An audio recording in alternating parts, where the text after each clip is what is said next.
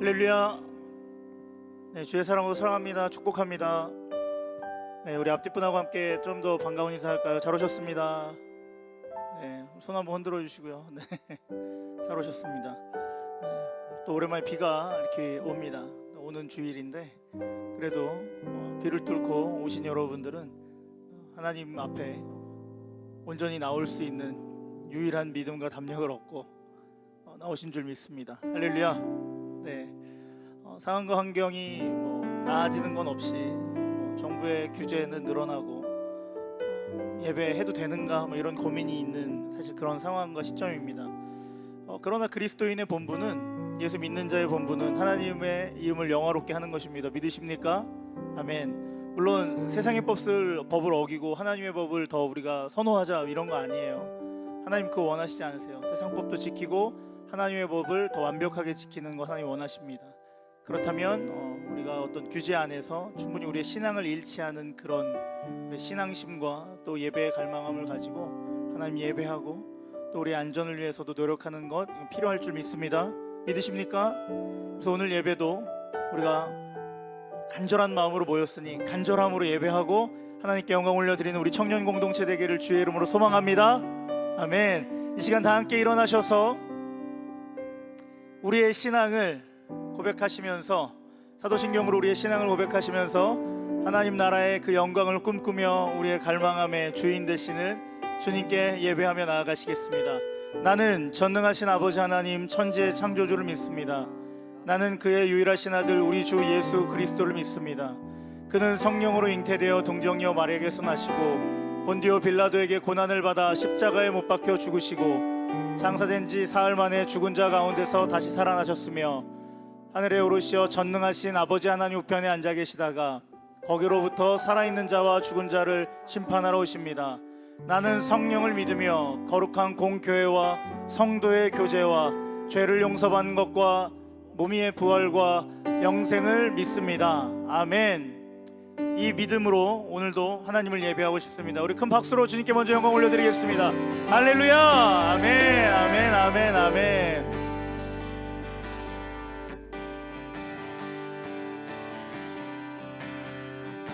주님의 임재 앞에서 권능의 날개 아래서 그의 능하신 행동을 인하여 찬양해. 자, 한번 더 다 함께. 주님의 임재 앞에서 권능의 날개 아래서 그의 능하신 행동을 인하여 찬양해. 자, 다 함께. 주의 나라, 주의 나라, 주의 권세 찬양, 주의 입안에 모든 원수 굴복하네. 주의 임재 앞에 주의 나라, 주의 권세 찬양, 주의 아멘. 모든 원수 내가 춤을 출 때 다윗처럼 춤을 추면서 전심으로 주를 즐거워하라. 모든 만물들아 찬양하라 영원히. 한 번 더. 다윗처럼 춤을 추면서 전심으로 주를 즐거워하네. 자, 한 번 더 고백하시면서 주님의 임재 앞에서 권능의 날개 아래서 그의 능하신 행동을 인하여. 한 번 더. 주님의 임재 앞에서, 주님의 임재 앞에서 권능의 날개 아래서 그의 능하신 행동을. 자, 우리 믿음으로 선포하시면서 주의 나라, 주의 권세 찬양 중에 아멘. 모든 원수 굴복한 주의 임재, 주의 나라, 주의 권세 찬양. 모든 원수들은 굴복할지어다.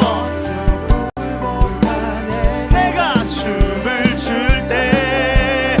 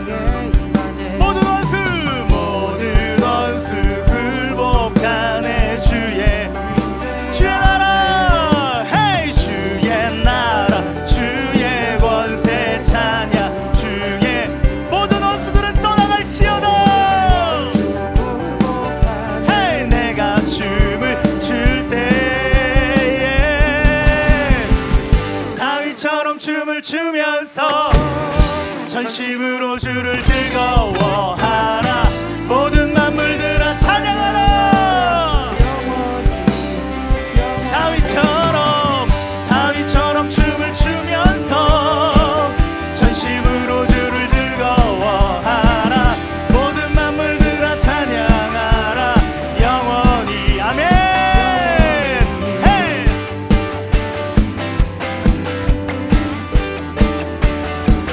여호와를 기뻐하는 우리 더하는 청년교회, 우리 주님 앞에 항상 할렐루야 할렐루야 아멘 아멘. 하나님이 우리 가운데, 우리의 예배 가운데 임재하십니다. 믿으십니까? 아멘.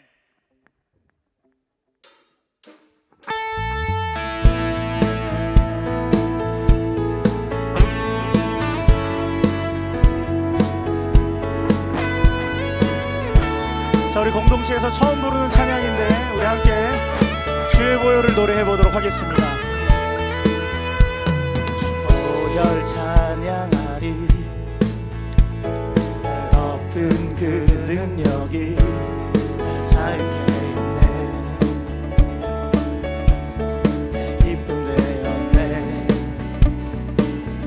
주 보혈 찬양하리. 십자가 그 능력이 내 생명 주셨네. 그 소리로 모두 노래하세. 거룩한 주 예수의 보혈 생명의 길 되셨네. 진실한 주님의 변치 않는 약속 되었네. 성의 노래가 되어 멈추지. 그 누가 막을 수 있겠습니까? 마르지 않는 그 감사를 주 보혈 찬양하리. 나를 덮은 그 능력이 날 자유케 했네. 내 기쁨 한번 더 주 보혈 찬양하리라. 주 보혈 찬양하리. 십자가 그 능력 우리에게 생명 주셨네. 아멘. 큰 소리로 노래하세.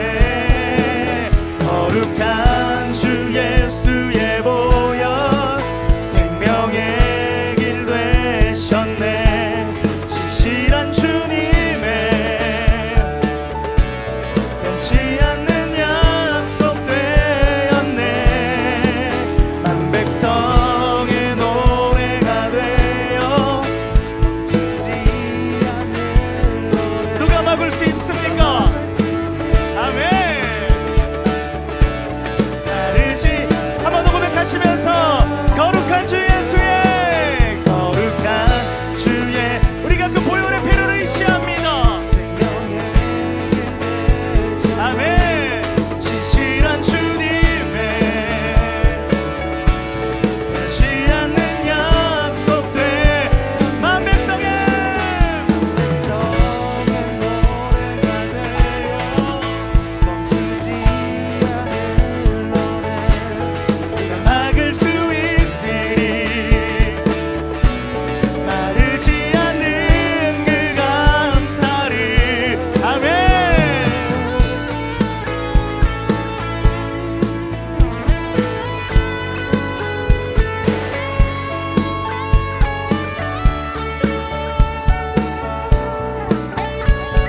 자, 이번에 우리의 목소리로 한번 고백할까요? 거룩한 주 예수의 보혈 생명의 길 되셨네. 실한 주님의 변치 않는 약속 되었네. 한 백성의 노래가 되어 누가 막을 수 있으랴. 누가 막을 수 있으리. 마르지 않은. 우리 마지막으로 한 번 더 고백하시면서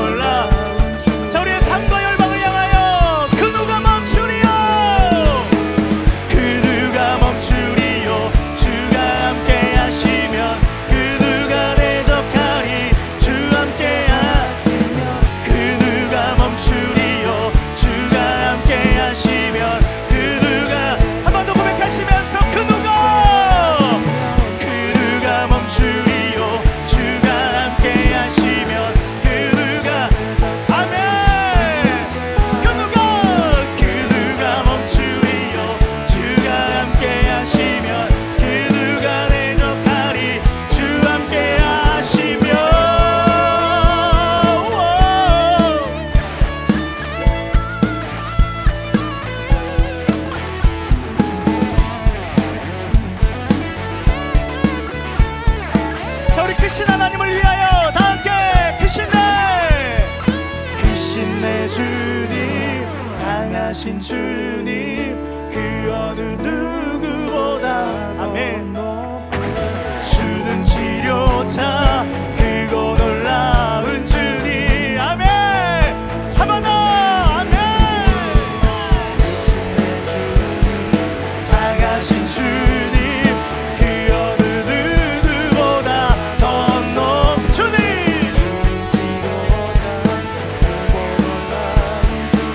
자, 우리 마지막으로 한 번 더 고백합시다. 크신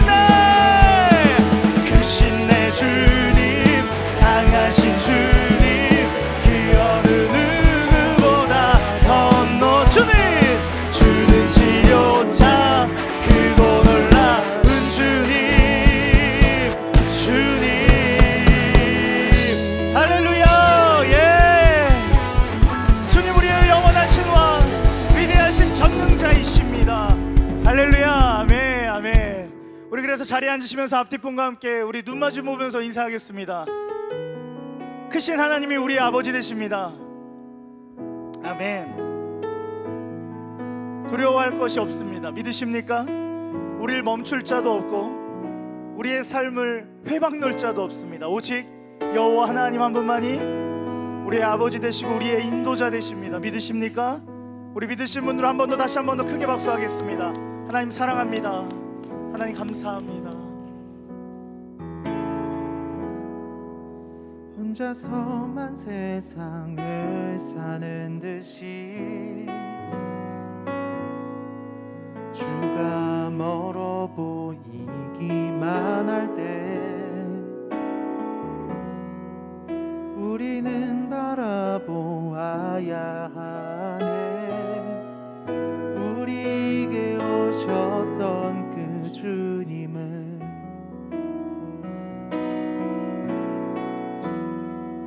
혼자서만 세상을 사는 듯이 주가 멀어 보이기만 할 때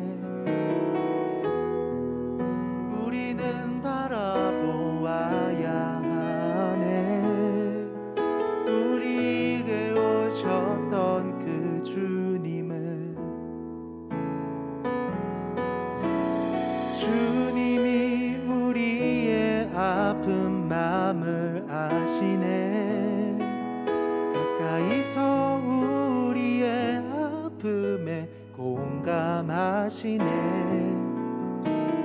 우리 가운데 찾아오셨던 그 주님이 우리의 모든 상황에 공감하시네. 하나님 우리의 모든 상황을 돌보아 하십니다. 믿으십니까? 우리 함께 고백할까요? 혼자서만 세상을 사는 듯이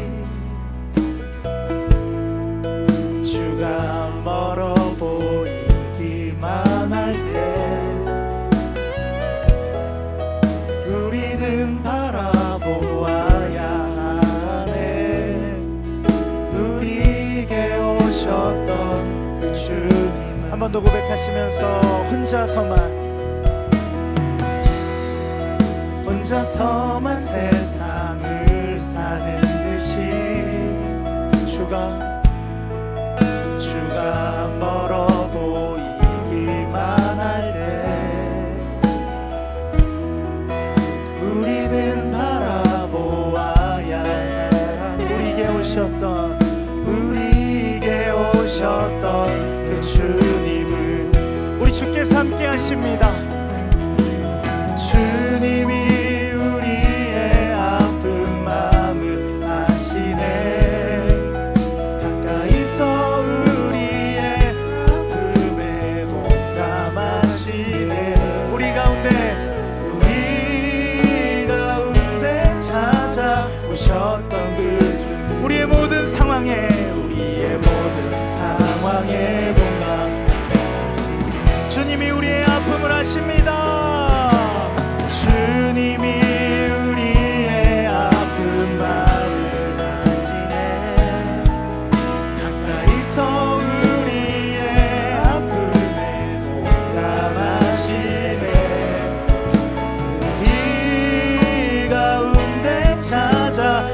오셨던 우리의 모든 상황에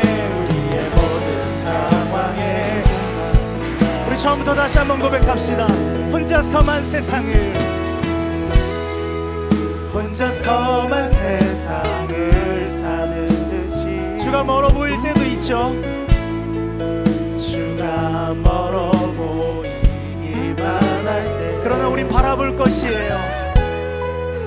우리는 바라보아야 하네. 우리의 삶에 우리에게 오셨던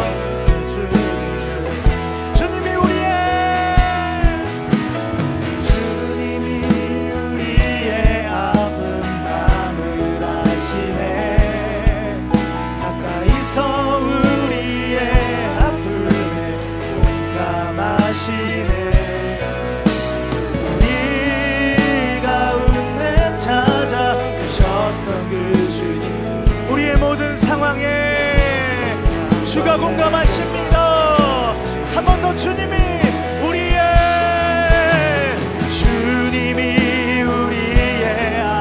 아픔만을 아시네. 가까이서 우리의 아픔에 공감하시네.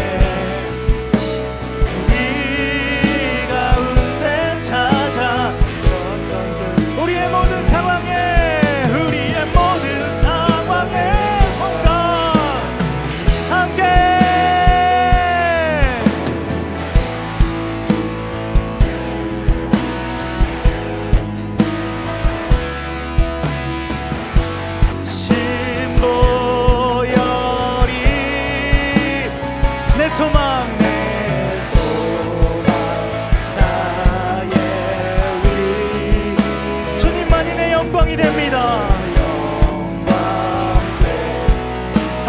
하시면서 구주의 사랑으로 흘리신 보혈이 내 소망 나의 내 영광이 주가 되십니다. 우리 이번에 고백하실 때 주밖에 나의 마음을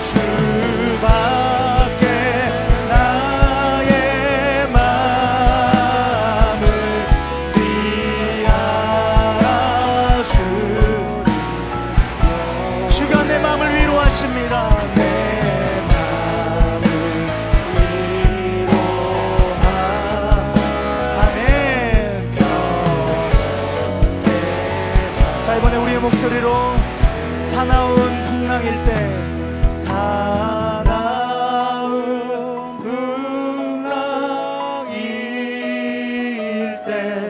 날 지켜주시리 아멘. 내 곁에 계신 주님 내 영광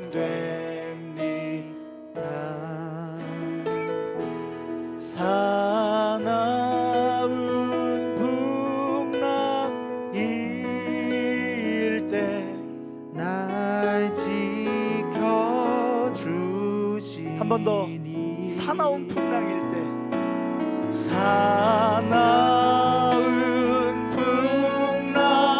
풍랑이 유일하게 날 지켜주시니 주님 내 곁에 계시죠? 내 곁에 계신 주 늘 힘이 됩니다.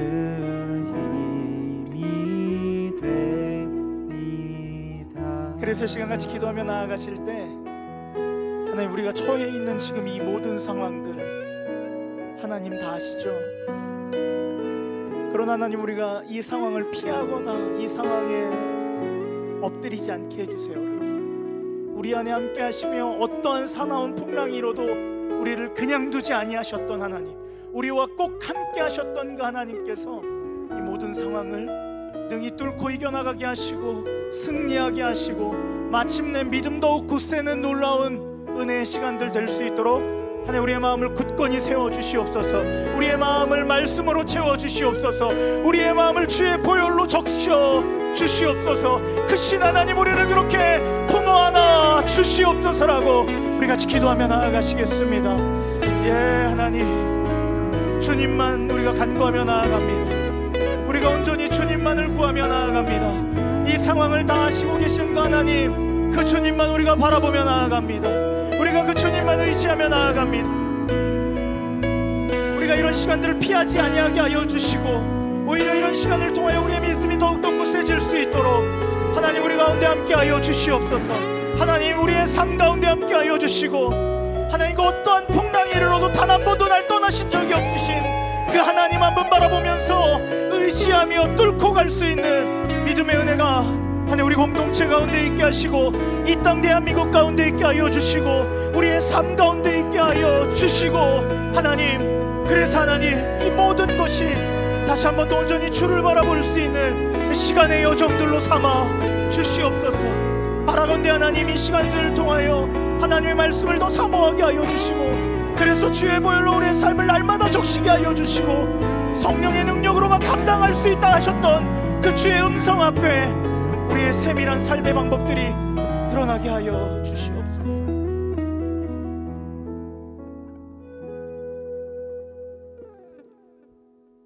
사랑이 많으신 하나님, 저희가 누리고 살아가는 모든 것들이 주님으로부터 나온 것임을 항상 깨닫게 해 주시옵소서.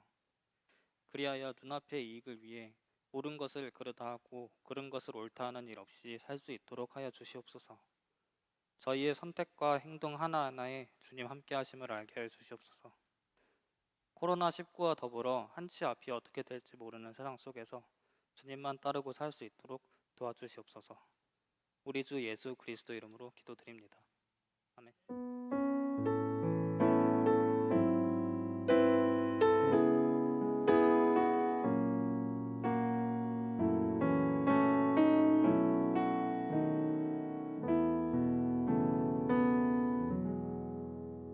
할렐루야. 주께서 우리와 함께 하십니다. 믿으십니까? 우리 믿으신 분들은 다시 한번 더 큰 박수로 주께 영광 올려드리겠습니다. 할렐루야. 이 시간 저희 옆에 분과 함께 교제하면서 우리 함께 이 찬양 나누고 싶습니다. 우리 가볍게 손 내미신 다음에 주님은 너를 사랑해. 주님은 너를 사랑해. 우리를 사랑하신 주 널 사랑해. 주님은 너를 사랑해. 주님은 너를 사랑해. 주님은 너를 사랑해. 우리를 사랑하신 한 번 더 이번에 기뻐 고백하실 때는 사랑해. 주님은 너를 기뻐해. 주님은 너를 우리 앞뒷분 바라보시면서 노래할까요? 네, 하나님이 기뻐하시는 분들입니다. 우리 온라인에서 예배드리고 있는 지체들도 주가 여러분을 기뻐하십니다. 주님은 너를 기뻐해. 주님은 너를 기뻐해. 우리를 기뻐. 자, 우리 마지막으로 한 번만 더 노래하겠습니다. 주님은 우리를 기뻐해. 주님은 너를 기뻐해. 주님은 너를 아멘. 우리를 기뻐하신 주 널 기뻐해. 주님은 너를 기뻐해. 주님은 너를 기뻐해. 우리를 기뻐하신 주 널 기뻐해. 예, 사랑하고 축복합니다. 우리 서로를 향해서 격려의 박수 또 나눔의 박수 하도록 하겠습니다. 사랑하고 축복합니다. 이 시간 준비하신 예물 우리가 기쁜 마음으로 하나님 앞에 봉헌하겠습니다.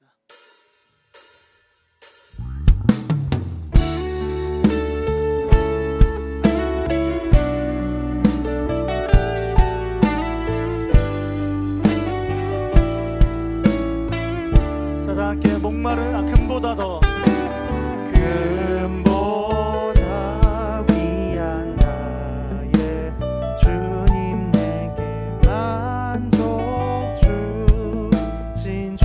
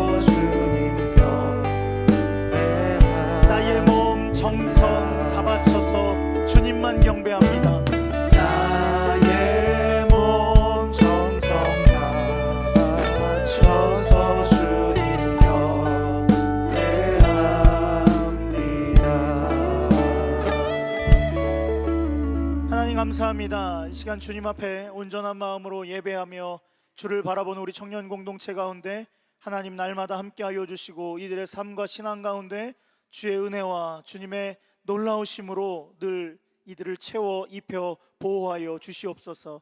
특별히 하나님, 우리가 사는 날 동안에 온전히 하나님을 예배할 수 있는 것, 그 큰 감격과 감사 앞에 우리를 두심은 하나님 너무나도 귀한 영광이요 기쁨입니다.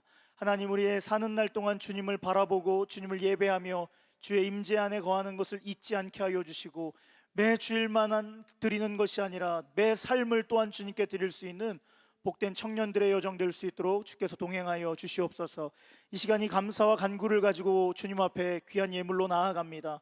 하나님, 귀한 예물 기뻐 흠양하여 주시옵시고, 각자의 목적한 바 헌금을 주님께서 온전히 사용하실 때마다 사용되는 곳곳마다 복음의 음성이 들리게 하여 주시고, 사용되는 곳곳마다 사람이 살며 하나님의 나라가 확장되는 은총이 흘러가게 하여 주시옵소서.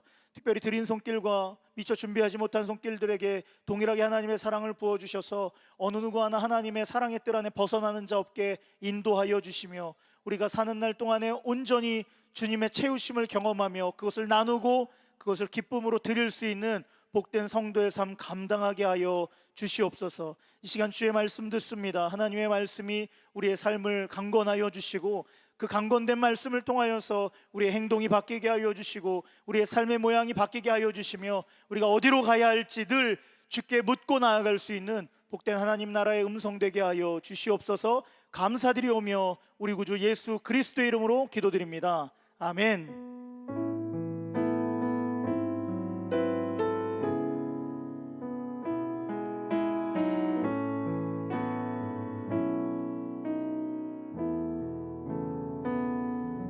할렐루야. 우리 하나님께 다시 한 번 더 큰 감사와 박수 영광 올려드리겠습니다. 할렐루야. 아멘. 네, 사랑하고 축복합니다. 네, 주의 사랑이 오늘도 이 자리로 우리를 인도하셨습니다. 믿으십니까? 네, 산상교회 자랑이 되는 더하는 청년교회입니다. 믿으십니까? 왜 그런 줄 아세요? 코로나와 상관없이 저희 인원 변동이 거의 없어서 네, 물론 꾸준히 오시던 분들이 좀 안 보이신 안타까움이 있긴 하지만, 그래도 그 줄어든 인원수가 뭐 10% 내외, 네, 안 오신 분이 그래야 뭐 서너 명? 뭐 이 정도밖에 안 돼서 너무나 감사하고요. 또 늘 이렇게 예배의 자리를 채우시는 우리 젊은 하나님 나라의 제자들에게 주님의 은혜와 평강이 함께하기를 축복합니다. 공동체 소식을 나누겠습니다. 산상교회 더하는 청년교회 오신 분들 너무나도 환영하고요. 또 온라인에서 예배 드리시는 분들도 언제든지 교회 문은 활짝 열려 있습니다. 네. 방역당국이 아무리 세게 또 이야기했다고 하더라도 모이는 예배를 막은 건 아니니까요. 너무 염려하지 마시고요. 꼭 오셔서 함께 예배하셨으면 좋겠습니다. 모이는 예배를 위해서 경기도 방역 지침을 꼭 준수해 주시고요. 특별히 지난 7월 8일에 한국교회를 향해서 정부가 강한 높은 방역 수칙을 이제 발표했습니다. 그래서 당분간 교회 내 소모임은 쉬도록 하겠습니다. 단 유권 해석을 몇몇 교단이 했는데요. 그 유권 해석을 방역 당국과 이렇게 연락을 해서 한 결과 교회 안에서는 안 되는데 하면 안 되는데 교회 밖에서는 하셔도 된답니다. 네, 교회 밖에서는 사적으로 모이는 거기 때문에 그건 크게 막을 수 없다.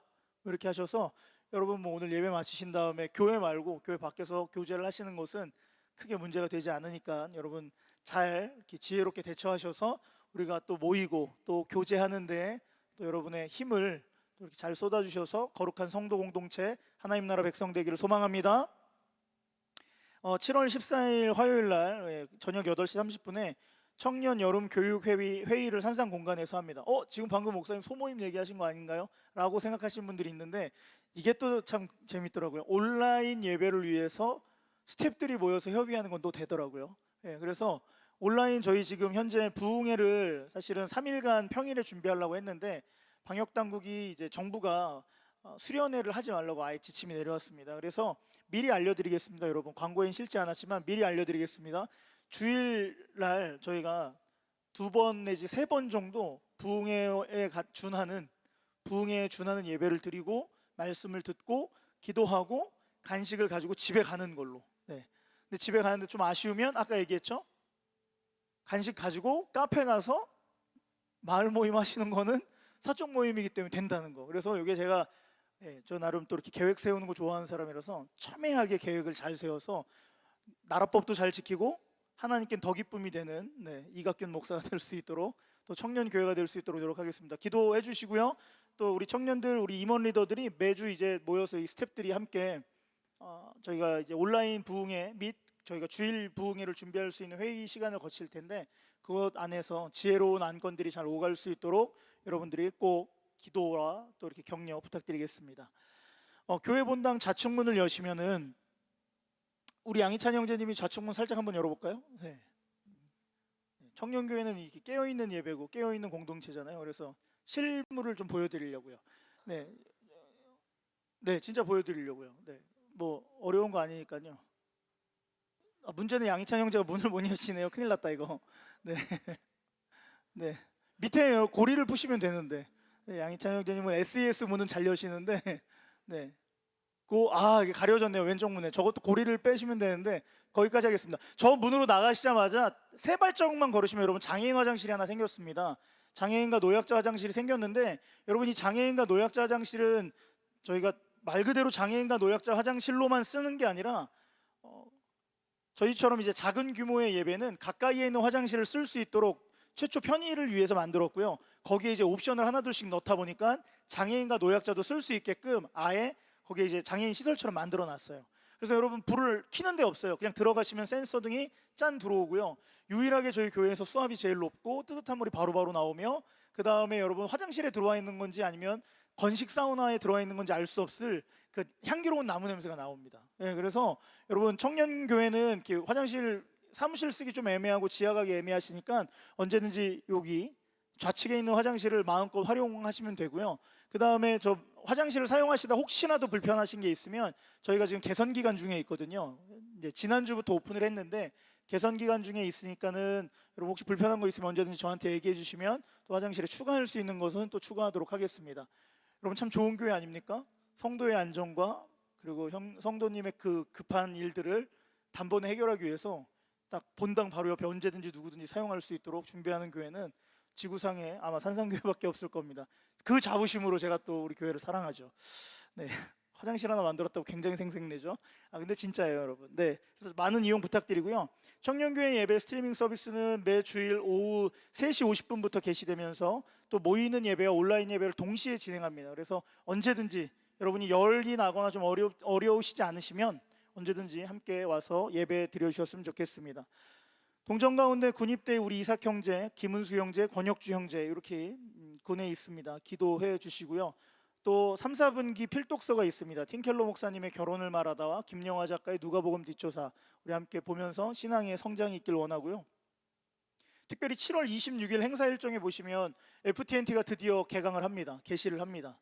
네, 우리 김보민 목사님이라고 저기 해외 선교를 이제 8월 첫째 주에 파송 받으시는 이제 선교사님이시고, 또 저보다 이제 안수를 좀 빨리 받으셔서 목사님이시고 선배님이신데, 그분이 오셔서 선교 나가시기 전에 또 이 선교에 대한 마음을 함께 나누고자 하니까 함께 은혜 받는 마음으로 기쁜 마음으로 우리 7월 26일 날 잊지 않고 예배 함께 해주셨으면 좋겠습니다. 특별히 이번 주 칼럼은 우리 황석하 회장이 지난달 설교 중에 이제 제사장의 의복에 대해서 우리가 함께 나누었는데, 그 이야기를 통해서 또 깨닫고 얻은 그런 귀한 메시지를 함께 나누었습니다. 여러분도 컬럼을 꼭 같이 함께 공유해 주셨으면 좋겠고 나눠 주셨으면 좋겠고, 여러분의 이야기가 우리 공동체에겐 귀한 생명의 힘이 된다는 것을 잊지 않으셨으면 좋겠습니다. 동의하시는 분들은 아멘 할까요? 고맙습니다. 아멘 하신 분들은 다음 주까지 꼭 저에게 칼럼 한 편씩을 부탁드리겠습니다. 황호연 형제님 굉장히 크게 기침하시는 거 보니까 기다리고 있겠습니다. 네.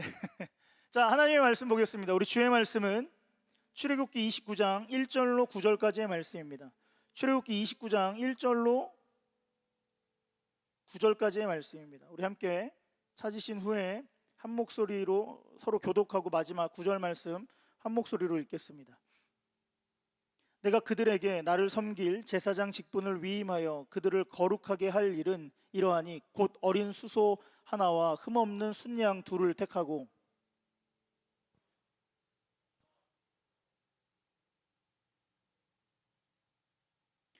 그것들을 한 광주리에 담고 그것을 광주리에 담은 채 그 송아지와 두 양과 함께 가져오라.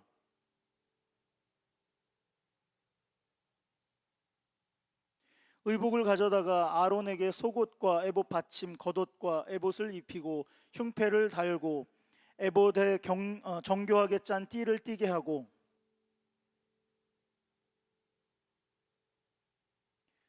관유를 가져다가 그의 머리에 부어 바르고 함께 읽습니다. 아론과 그의 아들들에게 띠를 띠우며 관을 씌워 그들에게 제사장의 직분을 맡겨 영원한 규례가 되게 하라. 너는 이같이 아론과 그의 아들들에게 위임하여 거룩하게 할지니라. 아멘. 우리 따라해 볼까요? 제사장으로 위임받은 우리. 한 번 더요. 제사장으로 위임받은 우리. 네.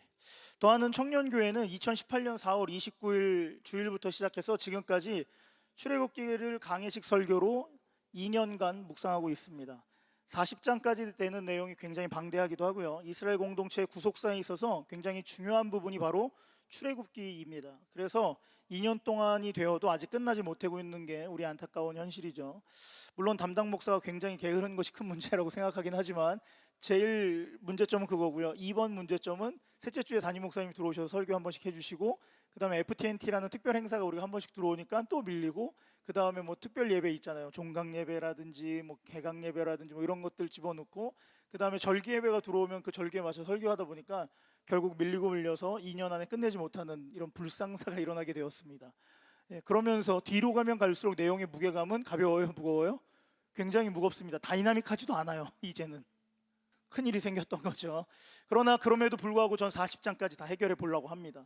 올해 안에 끝내기는 좀 힘들 수도 있지만 저는 목표는 12월 달까지 끝내보는 건데, 우리의 모든 상황에 공감하시겠죠, 주께서. 어쨌든 네, 그래서 오늘 출애굽기 드디어 29장에 이르렀습니다. 네, 그죠? 29장에 이르렀고요. 29장의 내용은 큰 주제가 뭔 것 같아요? 제사장의 위임식입니다. 이 부분은 레위기 8장 1절에서 26절에도 동일한 내용이 사실 등장하고 있어요. 특별히 레위기 8장은 위임식을 실제로 하는 장면들을 굉장히 자세하게 설명해 놨습니다. 게다가 시기는 성막이 완성된 이후에 성소 앞에서 행해졌습니다. 그리고 즉 제사장 위임식 그 자체가 뭐가 완성된 후에? 성막이 완성된 후라는 것인데, 여러분 이것은 굉장한 중요한 의미를 가지고 있어요. 뭐냐면 하나님께 예배 드릴 수 있고 하나님이 거주하실 수 있는 공간을 만든 다음에, 다 그것이 완성된 다음에 그 공간을 기초해서 뭐 하는 거예요? 직분이 맡겨졌다라는 상징성이에요. 그렇죠? 무턱대고 제사장부터 세우지 않았다라는 거예요. 다 하나님과 관련된 그 예배와 하나님의 임재와 관련된 걸 다 세팅해 놓고 상징까지 다 심어 놓고 그 다음에 위임식이 진행된 거죠. 또한 이 제사장 위임식은 아주 중요한 한 가지 또 메시지가 있는데, 뭐냐면 권한의 분산과 책임의 공유라는 상징성을 갖고 있어요. 뭐라고요? 권한의 분산과 책임의 공유. 일반적으로 여러분 우리는 삼권이라고 하면 사회 때 다 배웠어요. 일반 사회, 공동사회 뭐 이 시간에 다 배웠어요. 삼권 뭐죠? 태극권, 낭랑권 뭐 이런 건가요? 죄송합니다. 입법과 사법과 행정, 그죠? 삼권이 분립되어 있어요. 어디가? 민주주의는 다 그렇잖아요. 그렇죠? 이스라엘 공동체에도 이 삼권이 있습니다. 네. 뭐냐면 종교권, 사법권, 행정권을 가지고 있어요. 근데 제사장 위임 전에는 다 이 권한이 누구에게 종속되어 있었을까요? 하나님으로부터 주어진 모세에게. 하나님이 모세에게 주어 주셨잖아요.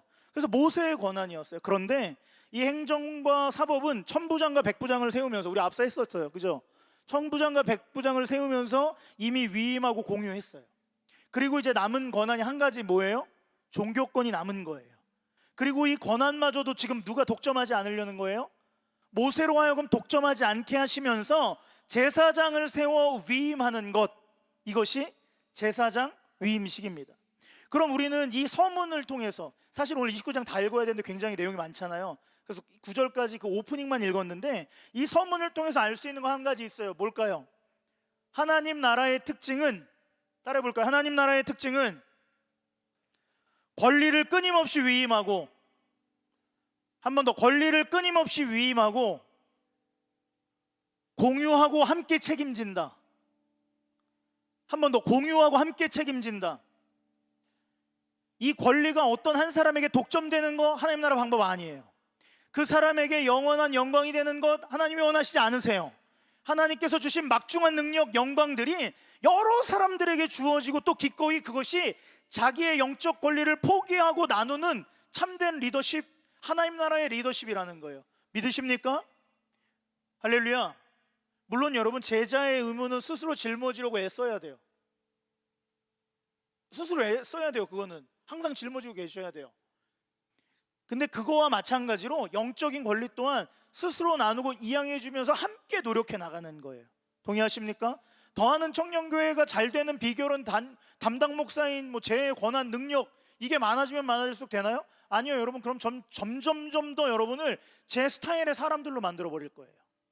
옳지 않아요. 여러분은 어떤 사람의 스타일로 돼야 돼요? 어떤 사람이 아니죠. 하나님의 말씀에 맞는 사람이 되어야 돼요. 할렐루야.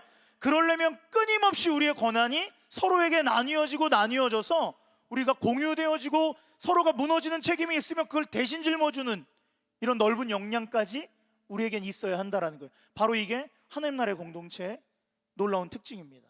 믿으십니까? 그렇다면 제 찬양인도도 좀 누가 가져가면 좋겠다라는 마음을, 이게 막 이렇게 말씀을 준비하는데, 그래 이 목사 네가 너무 많은 걸 하고 있어, 그죠? 예, 찬양인도도 해, 설교도 해. 기억나세요 여러분? 2년 전 대표기도도 제가 했어요. 그럼 청년들은 뭐예요? 앉아있다가 오늘 목사 힘들어 보이는데 안타깝네 이러고 집에 가셨잖아요. 그죠? 은혜 받고 목사님 좀 다음 주에는 그래 비타 500 하나 보내줘야지. 그래서 가끔 예진이가 하나씩 보내주긴 해요. 예진아 고맙다. 예, 가끔 그래요. 그런데 여러분 그거 옳은 거 아니야. 물론 선물 보내는 건 옳은 거죠. 하지만 여러분 모든 권한을 제가 짊어지고 가는 건 이거 절대 옳은 일이 아니라는 거예요. 예, 이거는 위험해요 사실. 제 건강에도 위험하긴 하지만 우리 모임에 사실 건강하지 않을 수 있다는 거죠. 그래서 저는 기도하고 있습니다.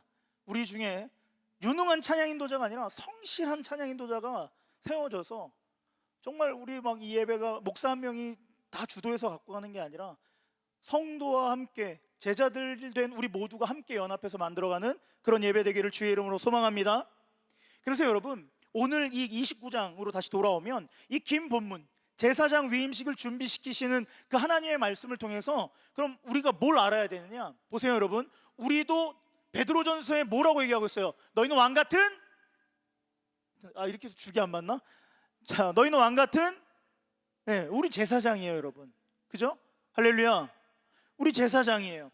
그렇다면 우리도 제사장으로 부르셨다고 베드로 사도를 통해서 분명 명시하셨는데 이 땅에서 제사장 받은 우리는 어떻게 살아야 하는지, 어떻게 예배해야 되는지, 어떤 공동체 안에서 우리가 온전히 주를 바라봐야 하는지 우리가 그 말씀을 함께 묵상해 보겠습니다. 할렐루야. 본문은 길어요. 근데 이것을 단락단락으로 조금씩 나누면서 한번 보고 싶어요. 여러분 먼저 1절부터 9절까지는 위임식 준비물이 이제 등장합니다. 그럼 대략 이제 서론이 기록되어 있는 거죠. 세팅을 해야 되니까 준비물들. 1절에 보니까 뭐가 있어요? 어린 수소 한 마리, 그 다음에 흠없는 순양 둘을 준비하라고 말씀하세요. 뒤쪽에서 다시 살펴보겠지만 이 어린 수소는 번제에 사용되는 제물이고 흠없는 순양 이 둘은 화목제에 사용되는 것을 알 수 있습니다. 또 2절 말씀에 보니까 무교병, 기름 섞인 무교 과자 이런 것들이 나와요. 근데 기름 섞인 이 무교 과자는 영어 성경으로 보니까 thin cake라고 써 있더라고요. 그러니까 얇은 팬케이크 같은 식으로 얇게 만들어낸 과자예요. 그리고 무교 전병은 와퍼라고 써 있더라고요. 영어에 와퍼스. 네. 맛은 없을 거예요. 무교잖아요, 그죠? 네, 맛은 없습니다. 그래서 이걸 만들어서 준비해라 이렇게 말씀하세요. 그리고 4절 말씀에 보니까 물로 씻기라는 것은 지금 이제 위임식에 들어갈 이들을 씻기라는 것은 목욕으로 준비시켜라, 정결케 해라 이런 거죠. 또 5절 6절 보니까는 대제사장의 의복, 우리가 그렇게 봤던 예수 그리스도로 옷 입는다 했던 에봇을 준비해 입혀야 한다고 말씀하시면서 7절에는 관유를 준비할 것을 명하십니다. 그러니까 여러분 사실 우리가 의복을 봤어요, 그죠? 28장에서 보면서 그 예복 하나하나의 특징을 가지고 결국 우리가 뭐예요? 우리의 힘으로 안 된다라는 거, 우리의 노력으로 주를 볼 수 없다라는 것을 주께서 가르치셨고 이제 뭐 하시는 거예요? 적용하시는 거예요. 그리고 이 관유를 이제 머리에 붓거나 또 뒷부분에 보니까 희생제물에 피와 섞어서 제단에 뿌리고 제사장 옷에까지 뿌리는 것을 볼 수 있습니다. 팁이지만 여기서 관은 무슨 자냐면, 따라해 볼까요? 어노인팅. 어노인팅이 뭐예요? 찬양팀. 찬양팀인가요? 네. 어노인팅은 여러분 말 그대로 그 찬양팀 이름을 기가 막히게 해줬어요. 기름 부으심이에요. 기름 부으심. 이 관이 그거예요. 기름 붓다. 그러니까 기름을 붓는 거예요. 그리고 이 관유는 매우 귀하게 만든 기름이고 향기도 나며 쉽게 만들 수 없는, 즉 굉장히 고귀한 가치를 지금 머리에 부어 우리의 능이 아니라 오직 성령으로 일하실 수 있도록 주께서 이 위임식을 하라고 말씀하고 계세요. 그렇다면 여러분, 우리가 궁금한 게 있어요. 하나님께서는 이렇게 제사장을 세우는 목적이 뭘까요? 목적. 1절 말씀을 크게 한번 읽어보겠습니다. 하나님이 제사장을 세우시는 목적, 크게 시작.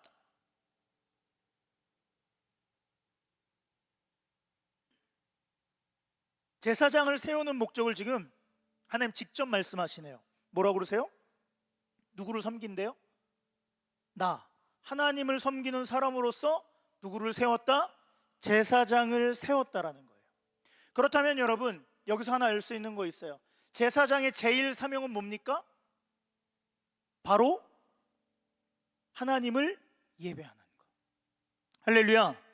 하나님을 예배하는 것이 제사장의 제 첫 번째 사명입니다. 그렇다면 아까도 얘기했지만 신약시대의 제사장은 누구예요? 베드로전서 2장 9절이 말해요. 그러나 너희는 택하신 족속이요 왕같은 제사장들이라. 신약시대의 제사장들은 누굴 말하는 거예요? 한마디로 예수 그리스도를 구주로 시인하고 믿는 모든 사람들이 제사장이에요. 누굴 얘기하는 거예요? 바로 저와 여러분이에요. 동의하시면 아멘. 한 번 더 크게 아멘. 이것을 다른 말로 하면 여러분, 우리는 하나님을 예배하는 것이 바로 우리의 인생의 제일 첫 번째 사명이라는 거예요. 할렐루야. 제일 중요한 거예요. 하나님을 경외하고 하나님을 영화롭게 하는 일에 온 뜻과 마음을 다해서 행하는 것, 이것이 저와 여러분의 삶의 목적인 거죠. 그리고 우리가 마땅히 행해야 될 우리의 삶의 사명, 우리가 주님 나라 가는 그날까지 영원토록 해야 되는 그 일이라는 거예요. 그렇다면 여기서 궁금한 거 있어요. 개신교에서 말하는 목사는 뭘까요?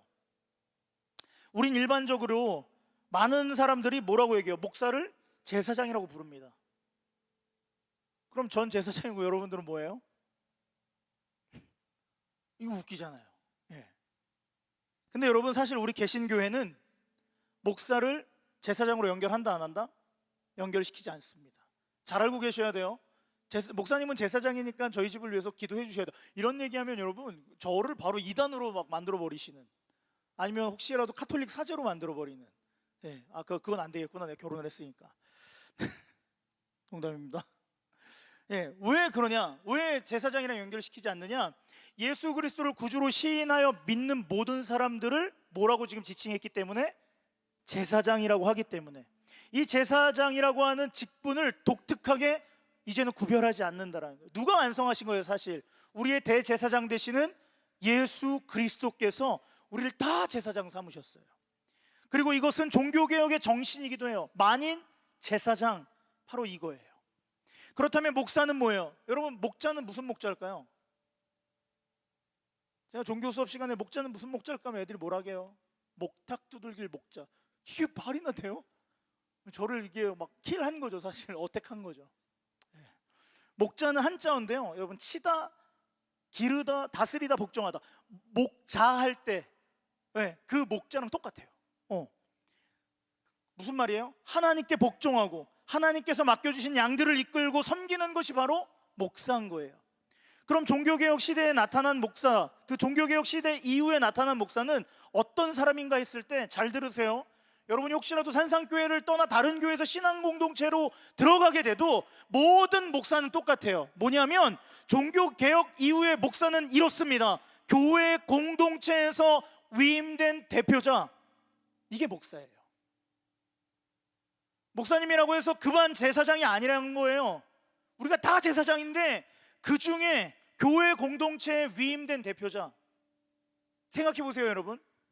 우리가 매일 예배하고 하나님의 말씀으로 교회 공동체를 양육한다고 생각해 봅시다. 그럼 여러분의 개인의 삶이 있을까요, 없을까요? 여러분도 나가서 일하셔야 되고요. 그래야 돈을 벌어서 삼시세끼를 먹고 또 자녀를 키울 수 있을 거예요, 훗날. 근데 그거 하지 않고 계속 교회 안에서만 머물러 있고 양육하고 오늘 누가 양육이 덜 됐네 그래서 양희찬 오늘 양육이 덜 된 것 같아 하면서 막 오영경 형제가 너 양육책 가지고 와 나랑 양육하자 이러면서 자기 일 안 하고 교회 일만 해요. 사실 되게 굉장히 우리가 다 그렇게 살면 엄청 힘들 거예요. 네, 그죠? 지금 그렇게 사는 애들이 대부분 누구예요? 이투더 단 누구예요? 이단. 걔들은 그래요, 진짜. 걔들은 막 다 그러고 살아요. 근데 사실 여러분 개신교회 정통교회는 그러지 않는다라는 거예요. 그리고 이미 성경은 그래서 하나님께서 일찌감치 이 출애굽께서 뭐래요? 레위 지파를 구별하셨어요. 레위 지파의 역할이 뭐예요? 예배를 담당하고 양육에 집중하고 하나님의 음성에 귀 기울이고, 그렇죠? 하나님의 임재 앞에 날마다 그들의 삶을 충실히 드릴 수 있는 이들로 구별해 놓으셨어요. 그 다음에 12지파 중 나머지 11지파는 자신의 삶을 충실하게 살면서 자신들이 위임한 예배와 양육권, 전권을 맡긴 레위 지파를 따르잖아요. 맞습니까? 예. 목사도 이 관점에서 마찬가지예요. 예배와 양육을 위해 교회에서 대표로 위임된 자입니다. 우리는 일주일 내내 예배할 수 없고 일주일 내내 주의 말씀을 공동체에서 가르칠 수 없는 게 우리의 상황이에요. 그러나 교회 공동체는 이 일을 반드시 해야 된대요. 그러려면 누가 필요한 거예요? 대표로 위임받은 목사가 필요한 거예요. 이 거룩한 일을 위임받은 이들이 바로 산상교회 담임 목사님과 7명의 교역자들이에요. 할렐루야. 네, 여러분들이 위임하신 거예요. 그럼 여기서 하나 질문. 그 위임한 분들에게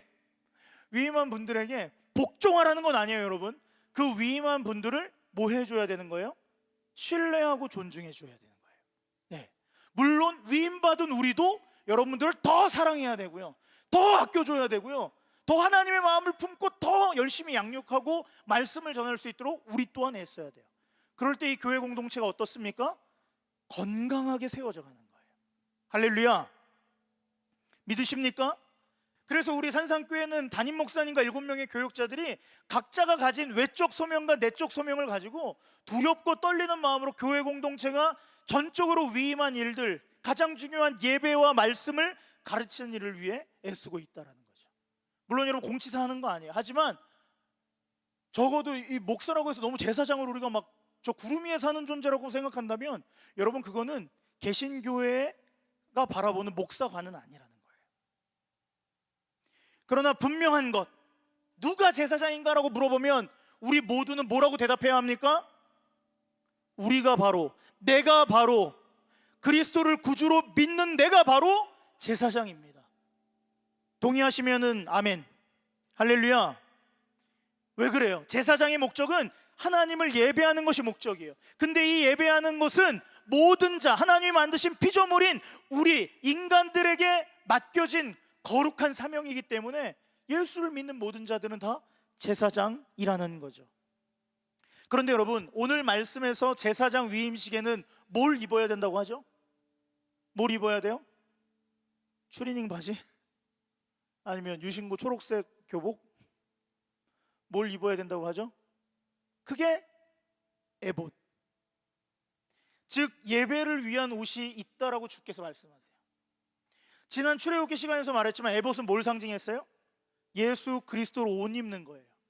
그리고 구체적으로 바울은 신약 성경에서 이 예수 그리스도로 옷 입는 것을 보다 구체적으로 설명하는데 에베소서 4장 24절 말씀 우리 크게 한번 읽어보겠습니다. 시작.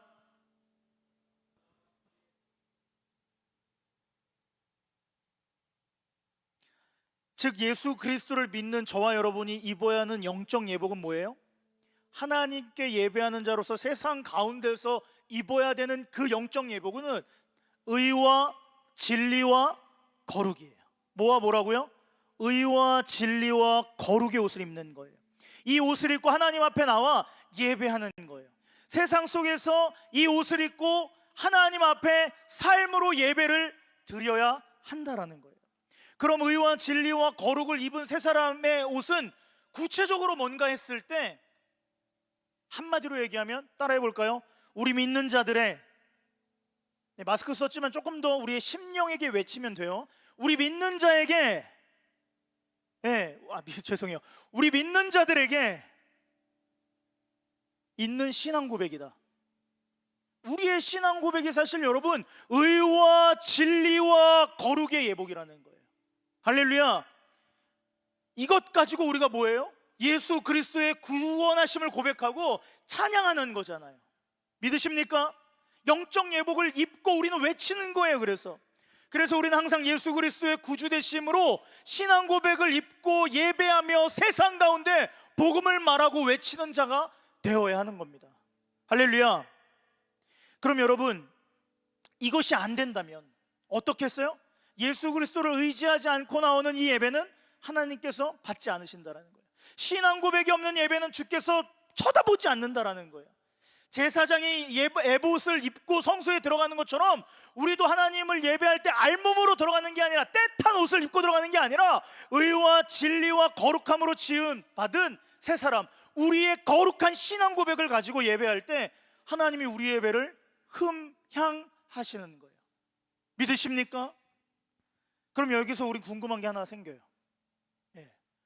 궁금한 게 하나 생겨요. 목사님들이 입는 가운은 뭘까요? 그죠? 네. 사실 오늘은 이게 굉장히 여러분 이게 설교가 굉장히 어려운 본문이잖아요. 그래서 약간 상식적인 것도 조금 조미를 쳤어요. 왜냐면 착각하는 사람들이 있어요. 그리고 또 혹시라도 간혹 목사님 중에 그렇게 얘기하신 분들이 있어요. 그 검은색 우리 그 목사 가운 있잖아요. 저도 안수 받을 때 하나 했는데 안 하면 안 되더라고요. 그거를 입어야지만 입장을 시켜줘요. 다 했는데 그거 없다고 하면 안 되잖아요. 그래서 우리 장모님이 사줬나? 아니 교회가 사줬나? 모르겠다. 하여간 이주 사줬어요. 그래서 입고 딱 들어가서 안수를 받았죠. 근데 이 검은 가운 있잖아, 검은 가운. 게다가 개신교회는 검은색만 있지 않고 무슨 색도 있냐면 부활주일 때 입으라고 흰색도 있어요. 그래서 전 두 벌 있어요. 근데 너무 고마운 게 이건 살쪄도 별 티 안 나요. 옷 자체가 너무 커서. 근데 이거 검은색 옷, 이거를 잘못 얘기하는 아주 이상한 목사님? 몰라요. 내적 소명은 있다 할지라도 외적 소명, 하나님 앞에 정말 진리로 공부하지 않은 목사님들은 뭐라고 했냐면 이게 에봇이래요. 근데 여러분 그거 틀렸어요. 답부터 얘기할게요. 목사님들이 입는 가운은 에봇이 아닙니다. 이 입장은 개신교의 모든 교단이 동등해요.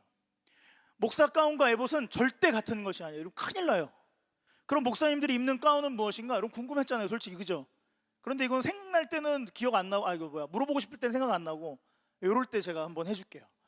개신교회 목사님들이 입는 가운은 사실 종교개혁 이후에 로마 카톨릭의 이 사제들이 굉장히 화려하게 예복을 입고 집례합니다.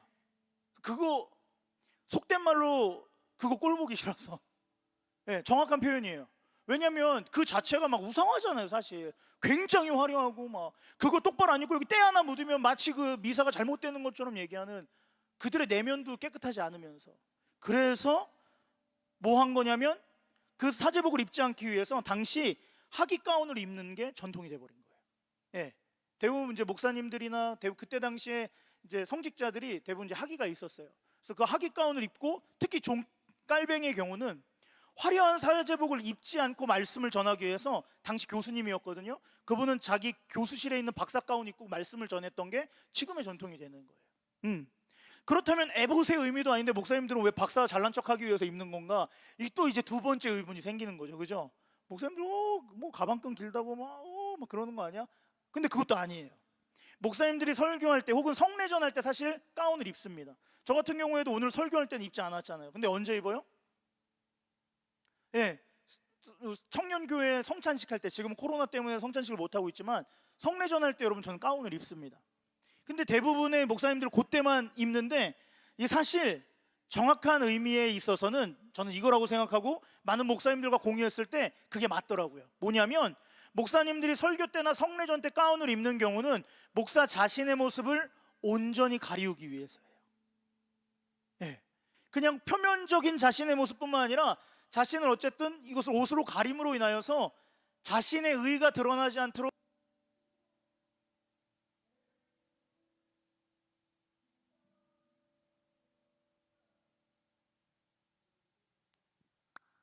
나오네요. 그렇다는 거예요. 그렇다면 여러분 일단 목사가 일반복을 입었을 때 한번 생각해 봅시다. 아까 제가 가리는 이유를 뭐라고 했어요? 자신의 모습을 가리기 위해서. 근데 여러분 이거를 일반적으로 한번 생각해 봤을 때 제가 막 오늘 옷을 되게 굉장히 화려하게 입고 왔어요. 예를 들어서 빨간색, 전 핑크 좋아하니까 핑크색 자켓에 체크무늬 바지를 입고 오늘 설교하러 딱 올라와요. 누가 봐도 이건 가수죠.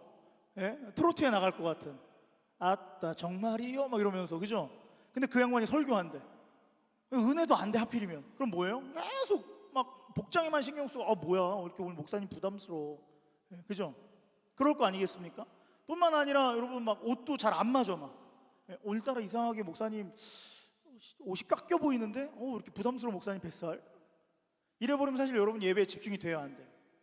마치 그런 것과 같은 거예요.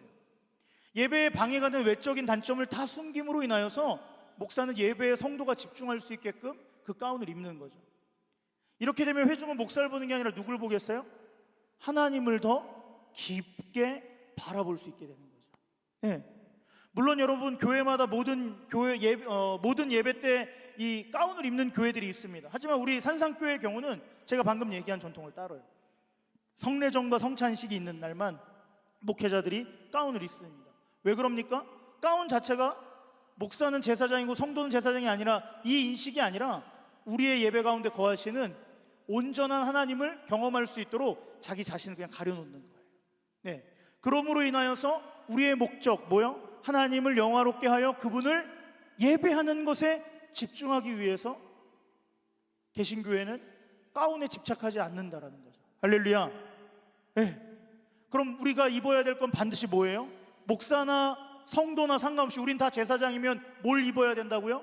의와 진리와 거룩으로 새 사람을 입는 거예요. 우리가 믿고 있는 그 예수 그리스도를 향한 거룩한 신앙 고백을 가지고 하나님을 예배할 때 주께서 우리의 예배를 기뻐 흠양하시는 거죠. 믿으십니까? 그러므로 여러분 저는 권면하고 싶어요. 우리가 뭘 입느냐에 따라서 예배가 되고 안 되느냐, 물론 예수 그리스도를 옷 입어야 돼요. 하지만 우리의 거치대가 중요한 것이 아니라 제일 중요한 내면의 세계의 그리스도로 옷 입고 우리의 입술은 끊임없이 뭘 외쳐야 돼요? 하나님의 구원하심을 외쳐야 돼요. 그러니까 여러분 찬양하는 시간이 너무나도 중요한 거예요. 믿으십니까? 말씀 시간에 아멘으로 화답하는 것도 너무 중요한 거예요. 대표적으로 목사만 여러분 외치고 있지만 여러분이 아멘하는 그 자체가 뭐예요? 나도 그 이야기에 동의합니다라는 거잖아요. 할렐루야. 나도 그렇게 될 줄 믿습니다. 나도 그러한 삶을 살겠습니다. 나도 그 말의 고백에 100번 동의합니다. 할렐루야.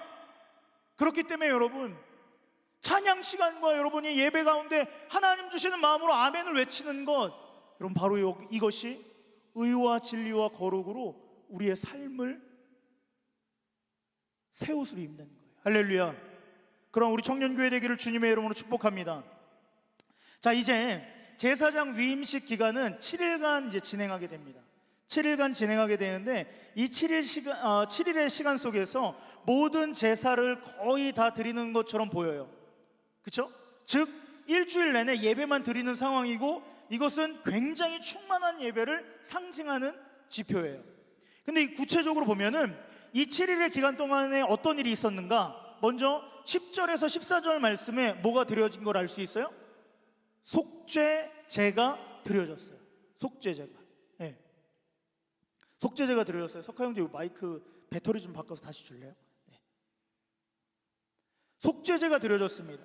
근데 제사장 위임식에 왜 속죄제를 드렸을까요? 두 가지 상징성을 갖고 있어요. 두 가지. 첫째는 뭐냐면 첫째 상징은 인간인 대제사장도 죄인임을 하나님께서 지금 뭐 하시는 거예요? 낱낱이 공개하시는 거예요. 그러니까 아론의 반차를 따라 드리는 제사 그 자체가 불완전하다라는 거예요. 우리 모두가 드리는 제사는 불완전하다라는 거예요. 그래서 히브리서 9장과 10절은 멜기세덱의 반차를 따르는 누구? 대제사장이신 예수 그리스도를 의해서 우리는 완전하고 완벽한 한 번의 제사를 드림으로 말미암아 하나님 앞에서 완전한 구속을 받았다, 이걸 선언하는 거죠. 믿으십니까? 여러분 이 말이 뭡니까? 우리가 교회 내에서 어떤 직분을 받고 어떤 리더십으로 섬긴다 하더라도 우리 모두는 다 누구라는 거예요? 앞에서 찬양인도를 하던 설교를 하던 드럼을 치던 아니면 저 앞에서 뭘 하든 우리는 다 죄인인 거예요. 믿으십니까? 동의하세요? 우린 다 죄인이에요. 그래서 우리는 죄인임을 인식함으로 말미암아 날마다 속죄제를 드림으로써 내게 맡기신 섬김의 자리를 겸손함으로 받아들이는 거예요. 내 의와 내 자랑, 내 엄청남으로가 아니라 겸손함으로 받아들이는 거죠. 사랑의 주님, 허물 많은 내게도 이런 귀한 사역을 맡겨주셨으니 나의 허물은 주님 용서하시고 덮어주시고 겸손히 잘 감당하게 하옵소서라는 그 겸손이 따라와야 하는 거라는 거예요. 믿으십니까? 또한 여러분, 두 번째로 상징이 있어요. 위임자가 위임식 때 이제 속죄제를 드렸다는 것은 예배자는 예배 드리기 전에 항상 뭐 해야 된다는 거예요? 속죄제는 회개의 마음이잖아요. 죄 사함이잖아요. 뭐예요? 예배자는 먼저 성결해야 한다. 뭐 해야 된다고요? 성결해야 한다는 거예요. 우리는 여러분 생각해 보세요. 자꾸만 예배 때 성결하려고 해요. 예배 들어와서 성결하려고 해요. 예배 찬양 중에 주님 회개합니다, 용서해 주세요, 자꾸 그러려고 그래요. 그런데 여러분, 성경은 그렇게 얘기하지 않는다라는 거예요. 순서상 예배 전에 성결한 거예요. 그리고 예배에 들어가서 하나님의 임재에 더 집중하는 거죠. 예수님도 제자들에게 그렇게 가르치잖아요. 그러므로 예물을 제단에 드리려다가 거기서 내 형제에게 원망 들을 만한 일이 생각나거든 예물을 제단 앞에 두고 어떻게? 먼저 가서 형제와 화목하고 그 후에 와서 예물을 드려라. 그렇다면 여러분, 예배는 누가 드리는 거예요? 회개한 사람이 드리는 거예요. 할렐루야. 엄밀히 말하면 예배 때 회개하는 게 아니라 회개한 사람이 주를 예배하는 거예요. 그럼 여기서 우리가 하나 집중해야 되는 거 있어요. 뭐예요?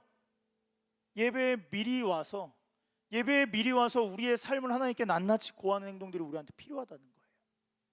그냥 부랴부랴 시간 맞춰가지고 와야지 그러다가 또 늦고 또 늦어서 어쩔 수 없이 들어와서 한꺼번에 이것도 해보고 저것도 해보고 그러니 하나님의 임재는 없고 죄책감은 늘어만 가고 목사님 오늘따라 이상하게 나만 혼내는 것 같고 설교가 왜 나만 아프게 하지 막 이런 마음들. 근데 여러분, 아니요. 예배 전에 이미 우리의 마음을 회개하고 하나님의 임재를 받을 준비를 하는 거예요. 할렐루야. 하나님의 진리의 자유를 누릴 준비를 미리 하는 거예요. 믿으십니까? 하나님, 제가 주일이 되기 전에 이런 죄 저런 죄 지었어요, 용서해 주세요, 이게 아니라는 거예요. 오직 예배 드리기 전에 그 죄를 해결하고 와서 예배를 드리는 것, 그게 바로 참된 예배요. 제사장 위임식에 하나님이 말씀해 주시는 거죠. 하나님은 출애굽기 29장에서 제사장의 위임식을 통해서 이 말씀을 하는 거예요. 내가 예배를 드림에 앞서서 예배자가 되어야 하는데 너는 회개한 예배자가 되어야 한다. 할렐루야. 저는 우리 더하는 청년교회가 이러한 예배자가 넘쳐나는 공동체 되기를 주님의 이름으로 축복합니다. 예배 때 회개하는 게 아니라 예배에 미리 와서 나의 상태를 점검하고 나의 영적인 어떤 이 어려움들을 하나님께 고하며 이 안에서 하나님이 채우시고 회복하며 그 예배 자체에 임하신 하나님께만 집중하는 예배, 그 예배를 드릴 수 있는 예배자들이 우리 더하는 청년교회 한 사람 한 사람 되기를 주의 이름으로 축복합니다. 할렐루야. 믿으십니까? 그렇죠? 여러분 생각해 보세요. 깨끗한 생수를 담고 싶어요. 시원한 생수를 담고 싶어요. 근데 더러운 물에 담고 싶나요? 더러운 그릇에? 아니잖아요. 깨끗한 그릇에 시원한 생수를 담을 때야 그 물을 벌컥벌컥 마시면서 그 시원함과 기쁨을 느끼는 거잖아요. 마치 우리의 회개의 태도도 이와 같아야 해요. 이제 15절부터 18절의 말씀을 좀 집중해서 볼게요. 15절부터 18절 말씀은 이제 번제로 하나님께 나아갈 것을 이어서 명시하십니다. 이 번제는 제물의 가죽의 모든 것을 태워 그 향기로 하나님을 기쁘게 하는 제사예요. 특별히 번제는 희생과 헌신을 나타내는 대표적인 제사입니다. 즉 위임식에서 번제를 드리라고 하는 것은 제사장은 전적으로 하나님 앞에 헌신해야 된다라는 거죠. 그리고 19절에서 28절, 31절에서 34절은 화목제를 하나님께 드려라 라고 말씀하세요. 아까 화목제 나왔죠? 여기서 화목제의 상징은 하나님과 인간 사이에 화평이 왔다는 것을 감사하며 드리는 제사예요. 화목제. 그런데 화목제를 드리면서 20절, 21절 말씀해 보니까 굉장히 독특한 장면이 연출됩니다. 우리 한번 읽어볼게요. 굉장히 독특한 장면이 연출되는 20절, 21절 시작.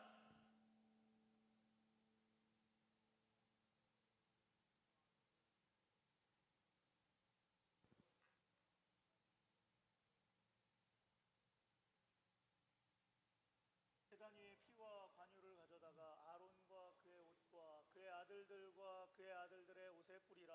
그와 그의 옷과 그의 아들들과 그의 아들들의 옷이 거룩하리라. 아멘. 20절의 제물의 피를 지금 굉장히 독특하게 뿌려요. 그죠?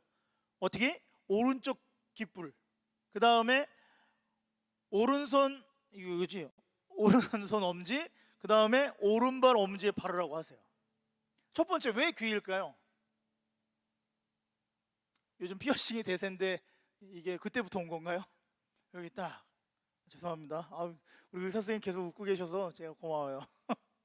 비웃는 거 아니죠? 여러분, 성경에는 여러분 이 귀에 대한 상징이 뭐냐면 예속이에요. 예속. 일반적으로 고대 근동 문화의 영원한 종이 될 때 이 깃불에, 오른쪽 깃불에 구멍을 뚫습니다. 근데 이것이 제사행위 안에서는 뭘로 상징돼요? 나는 하나님께 완전하게 예속된 종입니다 라는 표현 행위로 드러나는 거죠. 그래서 우리가 잘 아는 천건욱 목사님이 쓴 곡에 내 귀를 뚫으소서 이런 찬양이 있어요. 내 귀를 뚫으소서 종이 되기 원합니다. 굉장히 락킹한 찬양인데 한번 해보고 싶네요. 네, 그거예요. 그 종이 되는 거. 네, 예속. 난 주께 속했습니다. 그리고 오른손 엄지와 오른손 이제 오른발 엄지에 이렇게 바르는 것은 한번 생각해 봅시다. 엄지 손가락이 없으면 뭔가 사실 이렇게 힘을 주어 쥐기가 쉬울까요? 어려울까요? 이거 없다고 생각해 보세요. 이렇게 해야 되는데 굉장히 균형 잡기도 힘들 거예요. 그 다음에 엄지발가락이 없다고 생각해서요. 달리기를 하는데 어떨까요? 계속 발 안쪽이 비어서 꺾이겠죠. 네, 힘 주기가 굉장히 어려울 거예요. 이것을 고스란히 적용해 볼 때 오른쪽 엄지손가락과 오른쪽 엄지발가락에 제물에 피를 바르는 이유는 내가 감당할 수 있는 일들의 힘의 원천은 곧 하나님께만 있습니다. 누구에게 있다고요? 내 힘의 원천은 삼손처럼 머리카락에 있었던 게 아니라 누구에게 있다고요? 하나님께 있다라는 거예요. 굉장히 신앙 고백적 행위를 시키시는 거죠.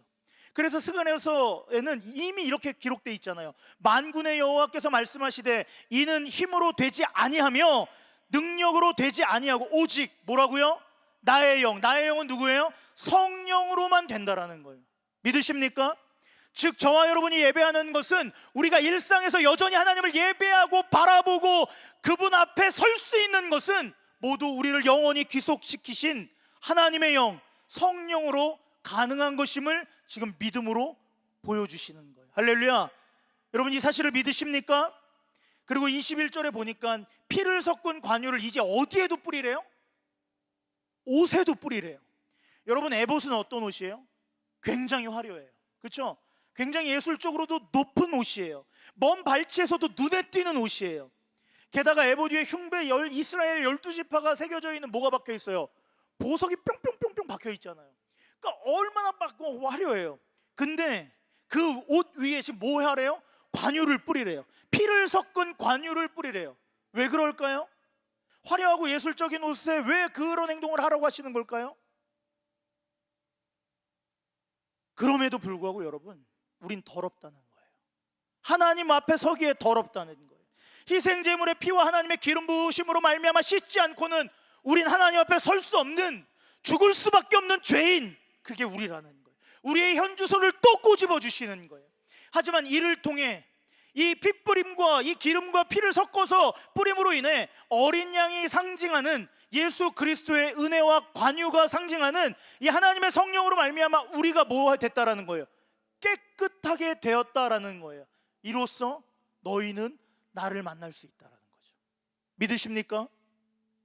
계속 그럼 하나님이 지금 반복하시는 강조점이 뭐예요? 그리스도의 보혈과 성령의 인도하심이에요. 그리스도의 보혈과 성령의 인도하심 아니고서는 우리가 주를 예배할 수 없는 거예요. 신약에서도 예수님 말씀하시잖아요. 요한복음 4장에서 영과 진리로 예배할지니라. 할렐루야. 우리는 결코 우리의 허물을 가릴 수 없어요. 사회적 신분으로 우리를 가릴 수 없어요. 세상의 지위로 학벌이 우리를 허물을 가리지 못하게 해요. 며칠 전에 안타까운 죽음이 있었어요. 일각에서 이런저런 얘기가 있길래 저는 얘기하지 않겠어요. 하지만 결국엔 뭐예요? 자기 허물에 눌렸어요. 힘들었어요. 마지막 선택이 그래서 더 어두운 허물의 선택이에요. 여러분, 이게 우리의 모습 아닙니까? 우리 안에 천박한 죄성은 언젠간 드러나게 돼 있는 거예요. 아니, 이미 그 천박한 죄성을 매일같이 드러내는 삶을 사는 게 바로 저와 여러분입니다. 그리고 이 상태로는 결코 이 땅을 살지 못하고 하나님도 만나지 못해요. 그러나 우리 하나님께서는 우리 주 예수 그리스도의 보혈의 은총으로 말미암아 우리로 하여금 정결케 하셨고요, 믿는 자마다 깨끗하게 하셨다라는 그 놀라운 구원을 우리에게 선물로 주셨습니다. 믿으십니까? 할렐루야. 이것만이 우리가 하나님을 마주할 수 있는 거예요. 동의하시는 분들은 아멘. 끝으로 우리 하나만 더 볼게요. 여러분, 29절부터의 말씀이에요. 29절부터의 말씀은 제사장직의 전수를 굉장히 짤막하게 소개하고 있어요. 제사장직을 이제 전수하는 거예요. 아론이 에봇의 성의를 입고 제사장 위임식을 하잖아요. 그리고 난 후에 그 아들들에게 성의를 물려주라고 주께서 말씀하세요. 그런데 그 제사장직을 전수하는 과정 역시 지금 주님은 어떻게 하라고 이 짧은 구절 안에서 강조하시냐면, 아론의 제사장 위임식 그 7일 동안 했던 그 제사 방법과 아주 동일하게 하라고 하세요. 한마디로 얘기하면 뭐예요? 대충 약식으로 하지 말라는 거예요. 한 번 해봤으니까 그냥 이렇게 해도 되겠지 하지 말라는 거예요. 똑같이 정식으로 그대로 하라는 거죠. 여러분, 분명 하나님은 알고 계셨어요. 어떤 사람들을? 세상은 달콤함만 취하려는 사람들이 있다라는 거예요. 그렇죠? 예화가 이게 되는지 안 되는지 모르겠지만 제가 고민하면서 써봤어요. 제가 선생님이잖아요. 되게 부끄럽다. 내 입으로 이게 선생님이라고 얘기하니까. 목사예요 얘기할 때 굉장히 자신감이 있는데 선생님이라고 하니까 되게 부끄럽네. 왜 그러지? 옷을 잘못 입었나? 저는 학교에선 선생님이잖아요. 그러면은 제가 과목이 뭔 줄 아시죠? 성경 아닙니다. 종교입니다. 종교학 가르칩니다. 종교학 가르치는데 종교학으로 교생 실습 나오는 학생들이 매년 2-3명이 있어요. 근데 그 친구들한테 제가 항상 강조하는 게 있어요. 우린 사람의 삶에 있어서 가장 기본적이고 가장 필요한 교육을 하는 장이다.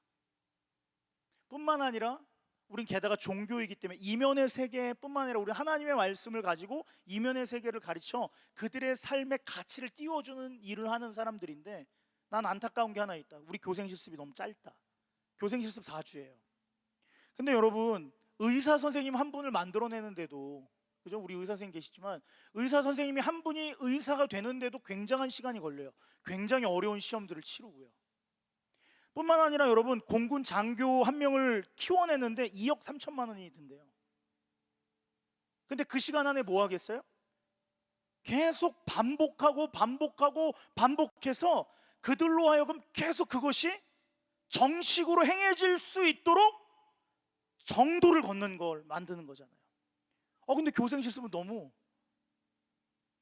선생님 놀이하다 가는 것 같은 느낌. 네. 그래서 서울신대하고 이제 몇몇 학교를 받아요, 저희가. 근데 우리 학교 창현고등학교가 교생 실습 기피 학교가 됐어요. 제가 그렇게 만들었습니다. 네. 왜 그렇게 만들었냐고요? 저는 정식으로 가르치고 있어요. 학교에서 수업 설계도인 교수학습 지도안을 제대로 못 잡으면 앞에서 바로 털어요. 몇 년 동안 알아왔던 사람들이 오기도 하거든요. 그 사람도 대놓고 털어요. 처음으로 작년에 한 번 안 울렸어요. 네. 올해는 울릴 시간이 없었어요. 교생을 2주하고 집에 가는데 어떻게 울려요? 네. 그러니까 사실 올해도 사실 교생들한테 할 얘기 많았는데, 가뜩이나 코로나 시기에 애들 눈물까지 보게 하면 난 진짜 나쁜 거기 실습 지도자 될 것 같아서 안 했는데, 근데 진짜 굉장히, 왜냐하면 여러분, 게다가 하나님의 말씀을 가지고 사는 사람들 입장에서는 너무 중요한 부분 아닙니까? 우리의 삶의 방식이 늘 대충이에요. 늘상 그냥 되는 대로예요. 그럼 여러분, 우리는 삶이 예배가 됩니다라고 말할 수 있는 자격이 단 한 가지도 없는 거죠. 하나님 이미 그걸 알고 계셨던 거예요. 우리의 인간의 본성 안에 조금 괜찮아지면 이렇게 해도 되겠지, 조금 괜찮아지면 그냥 대충 해도 되겠지. 그런데 사랑하는 여러분, 하나님 나라엔 대충은 없습니다. 믿으십니까? 저는 성결교회 목사예요. 목사가 되어지는데도 여러분 굉장히 시간이 필요해요. 성결교회 경우는 목사가 되는데 10년에서 12년 걸려요. 신학교 4년 나와야 되고 신대원 3년 나와야 되고요, 전임전도사 4년, 그리고 목사고시 7과목, 전도사 교육 3회, 성경 암송 구절 59절을 외워야 돼요. 창피하지만 성경 암송 구절은 저 3번 떨어졌어요. 와, 이거 입에 안 붙대? 암송 그 목사님들 앞에서 술술술 얘기하는 게 아니라 쓰고 나오는 건데, 와, 토시 하나, 그 쉼표 하나, 그런 걸 가지고 쪼잔하게 떨러뜨리고 막 이랬는데, 근데 어쨌건 여러분, 쉽게 목사 만들겠다는 게 아니잖아요. 누군가의 영혼을 책임지고 그들의 영혼이 하나님을 바라볼 수 있도록 해주는 그 일도 이렇게 만들어진다는 거죠. 근데 여러분, 목사님 되는 분들 중에 어느 날 갑자기 은혜 받아서 목사가 되겠다고 하신 분들이 2-3년 만에 목사가 돼서 나타난 분들이 있어요. 뭐 한 거예요? 정확하게 대충 한 거죠. 근데 여러분, 미안하지만 계속 강조하지만 하나님 나라 방법에는, 하나님 나라에는 오직 정식만 있습니다. 할렐루야. 예, 여러분, 아론만 7일 했던 게 아니에요. 내 제사장직을 전수받은 후배들에게도 동일하게 너가 했던 그 과정 거쳐서 제사장이 되게 하라는 거예요. 절대 축소하거나 대충 하지 말고 정식으로 하라는 거예요. 즉 모든 하나님의 일은 정식으로 해야 된다라는 거예요. 그것만 하나님이 인정해 주시겠다는 거예요. 요령 피우면 안 된다라는 거예요. 저와 여러분의 삶에 요령이 가당하지 않다는 거예요. 그리고 이 내용에 이어서 35절과 37절에서 같은 얘기하세요. 7일간의 속죄제를 드리는 내용을 기록하고 계세요. 그런데 7일간의 속죄제를 드릴 때도 뭐라고 얘기했어요? 제단을 매일같이 깨끗하게 거룩하게 하세요. 그렇게 하라고 명하세요. 같은 속죄소를 7일 동안 반복해서 그 속죄소에서 매일 제단을 청소하라고 주님은 굳이 지적하세요. 왜 그럴까요? 여러분 생각해 보세요. 7일간 위임식에서 계속 제사를 드려요. 제사에 뭐를 갖다 바친다고요? 제물을 갖다 바쳐요. 제물을 갖다 바치면 얘 어떻게 한다고요? 쪼개서 각을 떠서 불로 태워요. 그럼 계속 뭐가 묻어나요? 피가 묻어나요. 계속 피가 묻어나게 돼 있어요. 피로 얼룩질 게 뻔해요. 그럼 여러분, 어차피 얼룩진 건데 한꺼번에 치우면 되지라고 생각할 수 있지 않겠어요? 그런데 하나님은 매일매일 청소하고 거기를 거룩하게 하라고 하세요. 왜 그럴까요? 같은 일을 반복하면서 사람은 뭐가 생겨요? 꾀가 생기는 거예요. 대충 하고자 하는 생각이 생기는 거예요. 그럼 뭐예요? 타협하게 돼요. 그러면서 편하고 쉽게 하려고 해요. 누구의 생각으로? 자신의 생각으로, 경험을 바탕으로 대충 하나님 앞에서 요령 피기 시작해요. 서서히 제사의 주체는 이젠 어느 순간 하나님이 아니라 그 대충 때문에, 그 요령 때문에 제사의 주인공이 하나님이 아니라 내가 돼버리는 거예요. 사랑하는 여러분, 이건 우리의 인생도 마찬가지예요. 제가 여러분보다 조금 더 살았잖아요. 제가 29, 여러분이 28 밑으로 딱 있으니까. 이선 전사님 있었으면 저기서 굉장히 크게 웃었을 텐데 집에서 웃고 있겠죠? 그쵸 전사님? 근데 제가 여러분보다 조금 더 살아보니까 여러분, 정확하게 인생은 대충 사는 사람 치고 잘 되는 사람은 없어요. 거저되는 것 없다라는 거예요. 노력하지 않고 거저되는 것 없습니다. 거저돼서 기뻐하잖아요. 그 어느 순간 모래 위에 지은 집처럼 후루룩 무너지는 게 대충 산 인생의 결과와 열매예요. 이것이 하나님이 만들어 놓은 이 땅 가운데 진리의 사이클이고요. 그렇다면 우리는 어떻게 살아야 돼요? 여러분, 코로나19 모이기 힘든 상황이잖아요. 7월 8일 화요일에 정부가 교회를 향해서 굉장히 강한 규제를 발표해요. 온라인 지향, 교회 내 소모임 금지. 성도들은 2월 말일부터 사실 온라인 예배로 4달 동안 그냥 예배에 그냥 계속 있었어요. 근데 이번 대놓고 교회가 더 강하게 얘기해요. 어쩔 수 없는 상황인 거 우리는 알아요. 안타깝죠. 그러나 성도들 중에 이런 분들이 생기더라고요. 어차피 온라인 예배인데 이따 오후에나 드리지 뭐. 어차피 온라인 예배인데 좀 더 자고 이따 저녁에 애들 왔을 때 저녁 먹고 예배 드리지 뭐. 다시 보기가 되잖아요, 그죠? 찬양은 됐어. 찬양은 됐어. 우리 정전사님만 노래 잘하는 것 같아. 막 스킵하고. 아니다. 주강이도 봐야지. 그리고 찬양은 넘어가요. 그리고 뭐 만들어요? 담임 목사님 말씀 좋다니까는 말씀만 따로 보는 거예요. 뭐 하는 거예요? 요령과 타협과 정식은 없어진 대충. 익숙해지고 요령이 되고 원칙이 흔들리고 정식이 타협으로 바뀌면 우리는 다시 죄의 울타리에서 헤어나오지 못하게 되는 거죠. 사랑하는 여러분, 그러나 우리에게 가능성이 있어요. 정식으로 요령 피우지 않고 반복하는 신앙은 하나님이 반드시 뭘 주십니까? 우리의 삶 가운데 성숙을 허락하시는 거예요. 뭘 허락하신다고요? 성숙. 우리 내면의 성숙을 일으키시는 거예요. 그래서 하나님이 계속 얘기하시는 거잖아요. 반복해서 너희가 7일 동안 요령 피우지 말고 정리하고 깨끗하게 하고 제사장 위임식도 하나 틀리지 않게 동일하게 해야 된다. 그리고 여러분, 우리 그리스도인이잖아요. 우리 예수 믿는 그리스도인이잖아요. 세상 가운데 여러분이 예수 믿는 거 모르는 사람 있습니까? 여러분 주변의 지인들 가운데 다 알아요, 알 사람들은. 그럼 우린 그리스도인 맞아요. 근데 여러분, 진정한 그리스도인은 뭔지 아세요? 정식으로 끝까지 하려는 것이 진짜 그리스도인이고 그 그리스도인의 실력이 거기서 나타나는 거예요. 믿으시면 아멘. 42절 말씀 한번 크게 한번 읽어보고 우리 말씀 마무리할게요. 크게 한번 읽어보겠습니다. 시작.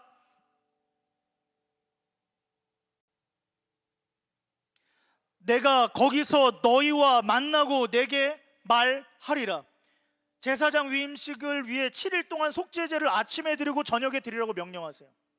그런데 이것은 위임식 때만 하는 게 아니라고 하세요. 뭐라고 하시는 거예요? 언제 하래요? 앞으로 너희가 대대로 계속해야 된대요. 이거 끝났다고 해서 멈춰지는 게 아니라는 거예요. 계속 이 일을 반복하래요. 위임식 때만 하는 게 아니라는 거죠. 이 7일을 기점으로 평생 하라고 하나님 말씀하세요. 우리는 반복하는 일을 굉장히 대충대충 할 때가 많아요. 몸이 기억하니까 괜찮아 착각해요. 그럭저럭 하다 보면 괜찮아지겠지 쉽게 생각해요. 하지만 오늘 위임식에서 주님은 위임식을 준비하는 7일을 통해서 평생을 준비할 수 있도록 하세요. 그렇게 말씀하시는 거예요. 정말로 두렵고 떨리는 마음으로 하나님 말씀에 철저하게 순종해서 그 마음으로 짧은 7일 동안 정식으로 제대로 보내면 앞으로의 제사는 하나님 앞에서 정식으로 온전히 드린다라는 하나님의 교훈인 거예요. 할렐루야. 그렇다면 앞서 한 말과 동일해요. 우리에게 주어진 정식이라는 시간을 통해서 우리의 삶은 정식으로 바뀌어져 가는 거예요. 근데 이 시간에 대충하면 우리의 삶은 계속 대충이에요. 사랑하는 청년 여러분, 예배의 습관이 요령이 되어서는 안 됩니다. 그러기 위해서는 처음 그 예배의 태도를 잊어서는 안 돼요. 첫 예배의 모습과 마음을 지금도 끊임없이 반복하여 정식으로 하나님을 예배하는 청년이 되어야 합니다. 할렐루야. 그러면 예배도, 그리고 삶 속에서 드리는 일, 공부, 나의 어떤 준비하는 여러 가지 과정들 또한 뭐가 되는 거예요? 요령이 아니라 하나님께 영광이 되는 예배가 되는 거예요. 세상에서 인정받는 거룩한 열매가 되는 거예요. 믿으십니까? 그러기 위해서는 우리 청년들이 해야 될 것이 있어요. 정식으로 행하는 거예요. 처음 예배드렸던 그 마음으로 하나님을 날마다 예배하는 거예요. 여러분, 그 감격은 기억나십니까? 처음 주님을 인격적으로 만났었던 그 거룩한 한 날을 기억하십니까? 그 날을 기억할 때 우리의 마음이 뜨거워지고, 우리로 하여금 누가 시키지 않았는데도 손을 들고, 누가 시키지 않았는데도 무릎을 꿇어 주여 내가 여기 있습니다라고 엉엉 울며 주를 찾지 않았습니까? 그 예배의 감격을 가지고 날마다 정식으로 예배할 때 우리의 삶에도 하나님은 거룩한 열매들을 맺어가신다라는 거죠. 그리고 이렇게 할 때 오늘 방금 우리가 읽은 말씀처럼 41절의 말씀처럼 주님은 우리에게 말씀하시잖아요.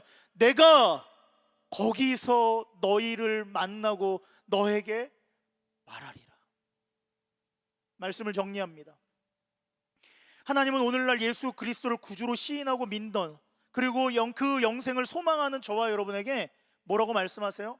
동일한 제사장직을 주셨다고 오늘 말씀하세요. 우리가 제사장으로 세움받은 목적은 단 한 가지예요. 뭡니까? 하나님을 영화롭게 하는 일에 온 뜻과 마음을 쏟는 것, 바로 이것밖에 없습니다. 하지만 우리는 죄인이라고 말씀하세요. 아무리 잘 만들어진 아름다운 옷을 입었다 할지라도, 스펙으로 대단히 우리를 단단하게 만들고 학벌로 우리를 굉장히 높게 만들었다 할지라도, 주님은 우리는 연약한 죄인이라고 말씀하세요.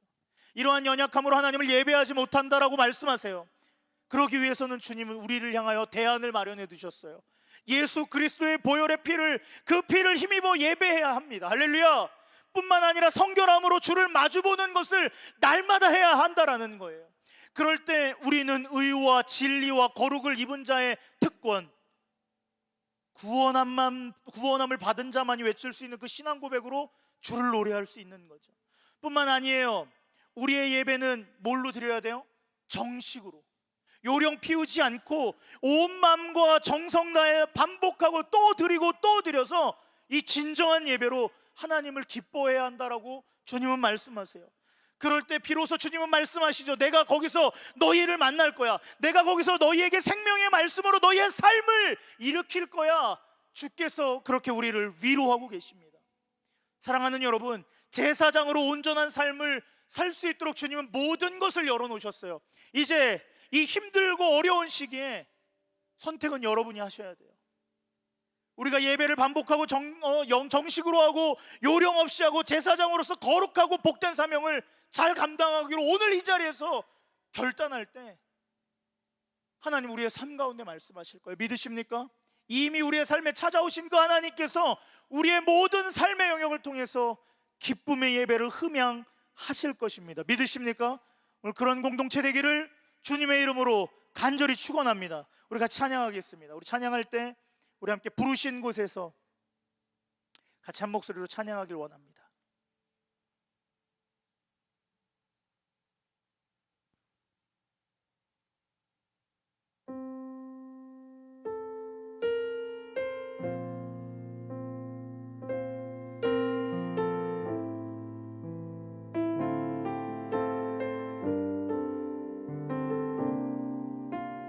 우리 말씀 기억하면서 찬양합니다. 따스한 성령님,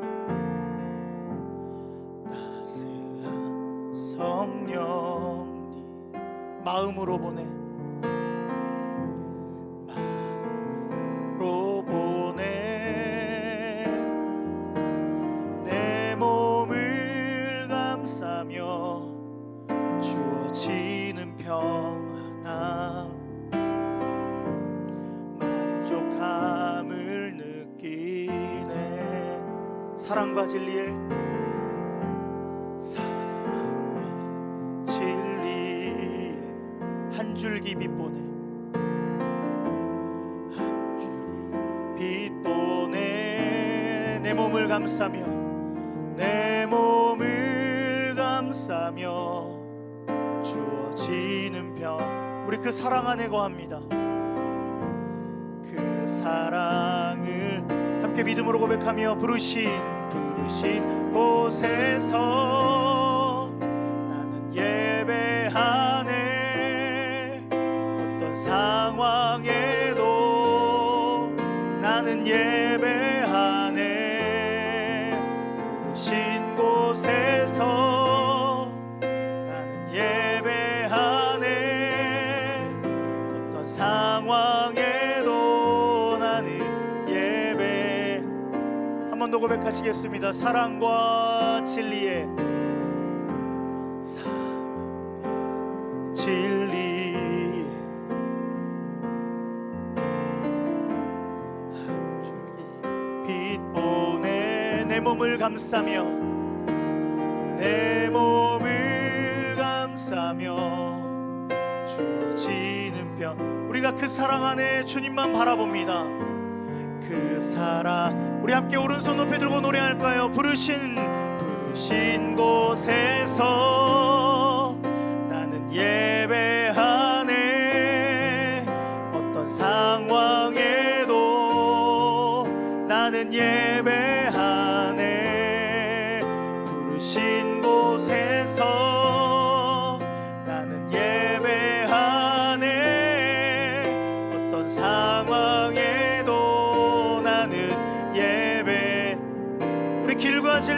제사장 대신 하나님 앞에 내가 걸어갈 때 길이 되고 살아갈 때 삶이 되는 그곳에서 예배하네.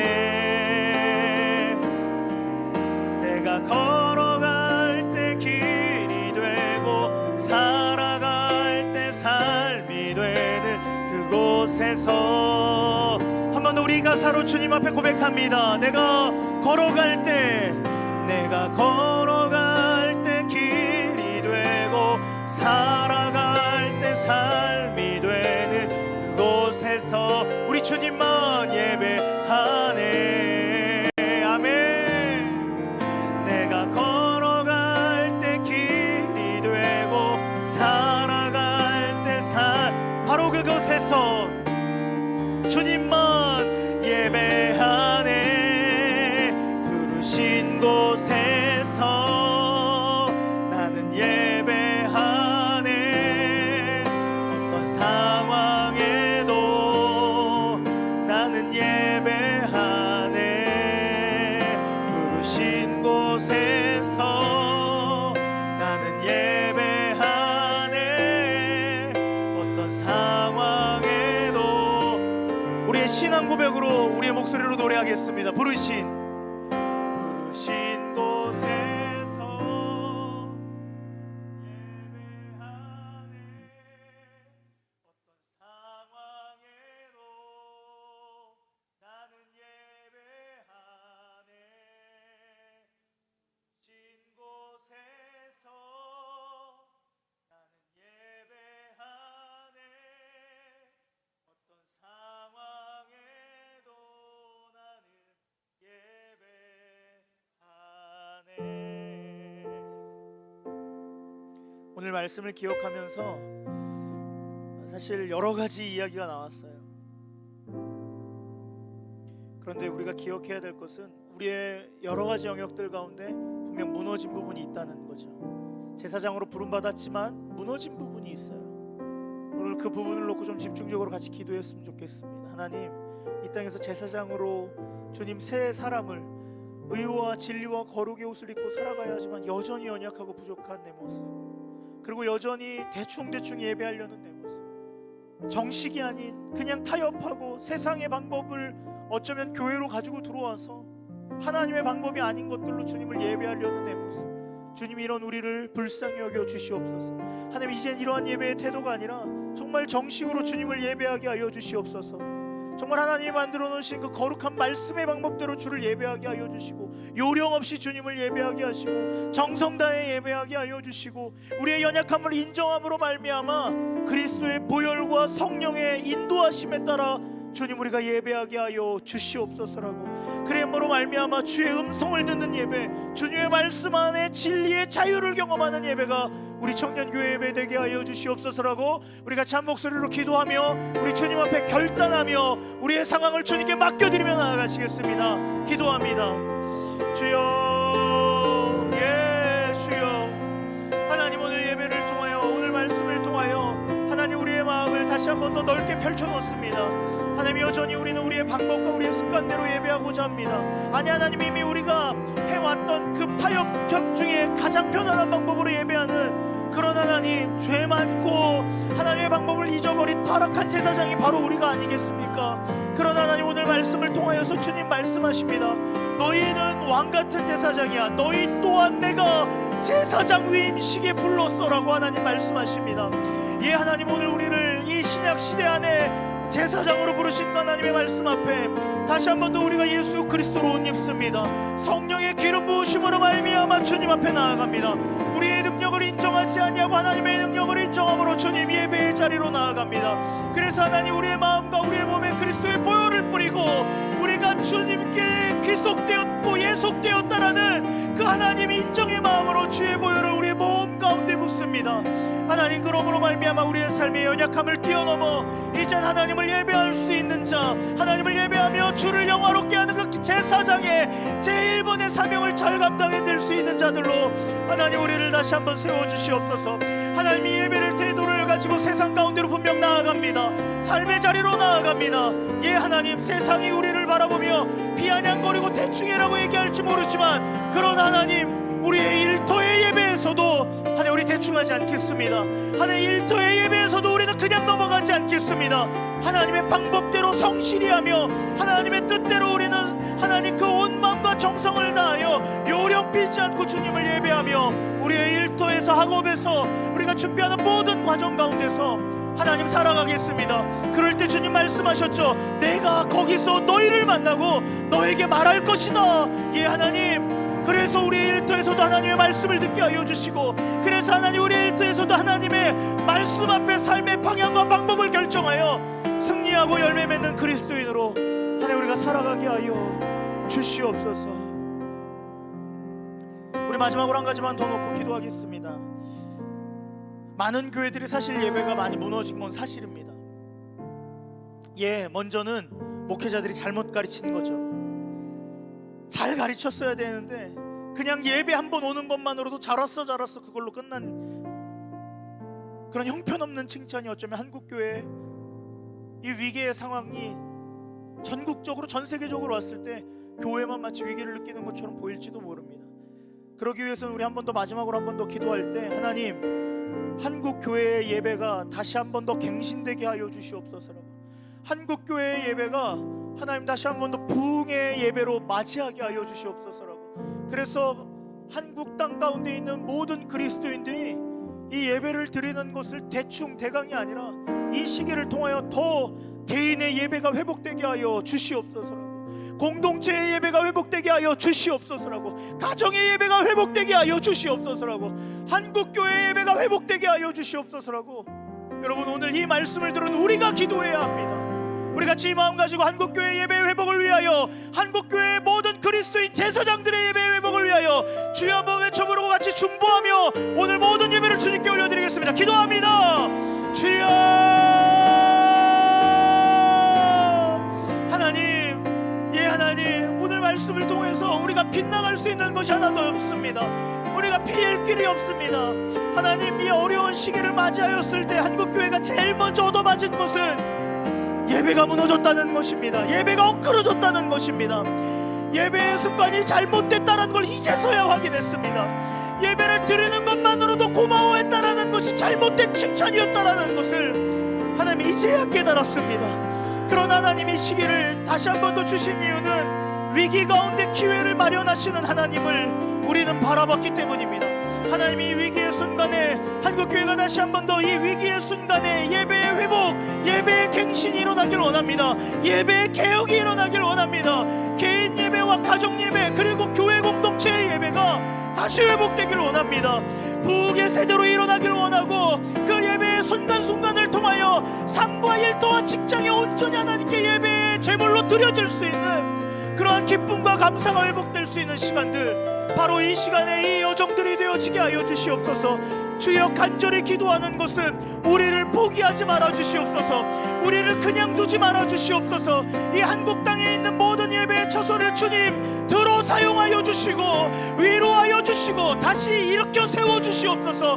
목사의 능력이 아니라, 목사의 행동이 아니라, 하나님, 모든 예수 그리스도를 구주로 시인하여 믿고 구원만 받은 그 제사장들이 다 함께 일어나 주님을 예배하며 다 함께 그 일을 선한 마음으로 감당하며 정성을 다하여 정식으로 하게 하여 주시옵소서. 순전한 마음으로 감당하여 하나님, 이 땅 대한민국 가운데 예배로 이 땅이 다시 회복되어지게 하여 주시고 교회가 일어나게 하여 주시고, 다시금 하나님의 순간순간들을 통하여 구원 안 받은 백성들이 다시금 하나님을 예배하는 날들이 도래하게 하여 주시옵소서. 이 일을 위하여 우리 더하는 청년교회, 하나님, 이들의 중보를 사용하여 주시고 이들의 마음을 통하여 하나님의 나라가 더욱더 예배 안에 확장되어지게 하여 주시옵소서. 이제는 우리를 죄에서 구원하신 예수 그리스도의 은혜와 독생자 예수 그리스도를 우리에게 십자가 사랑으로 허락하신 하나님의 사랑하심과 오늘도 우리를 예배의 처로 인도하신 그 성령의 감화감동 교통하심에 놀라우신 은혜가 오늘 예배를 마치고, 주님, 제가 다시 제사장의 사명을 감당으로 하나님 앞에 온전한 예배 드리겠습니다 라고 결단하는 우리 청년들 머리 위에 이들의 삶과 일터와 가정과 학업 위에, 건강 위에, 그리고 우리 대한민국 이 코로나19로 힘들어하고 있는 곳곳마다 이제로부터 영원토록 그 놀라우신 은혜들이 함께 하시기를 간절히 축원하옵나이다. 아멘.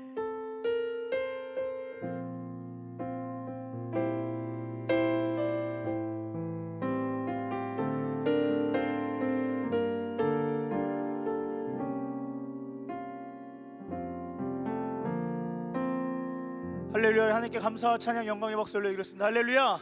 아멘. 그래서 한번 이렇게 고백할까요? 당신은 제사장으로 위임 받으셨습니다. 한 번 더. 당신은 제사장으로 위임 받으셨습니다. 마지막에 이것도 해주셔야 돼요. 잊지 마세요. 잊지 마세요. 네, 잊지 마세요. 여러분, 우리의 최고의 인생의 첫 번째 사명 목적은 하나님을 영화롭게. 할렐루야. 네.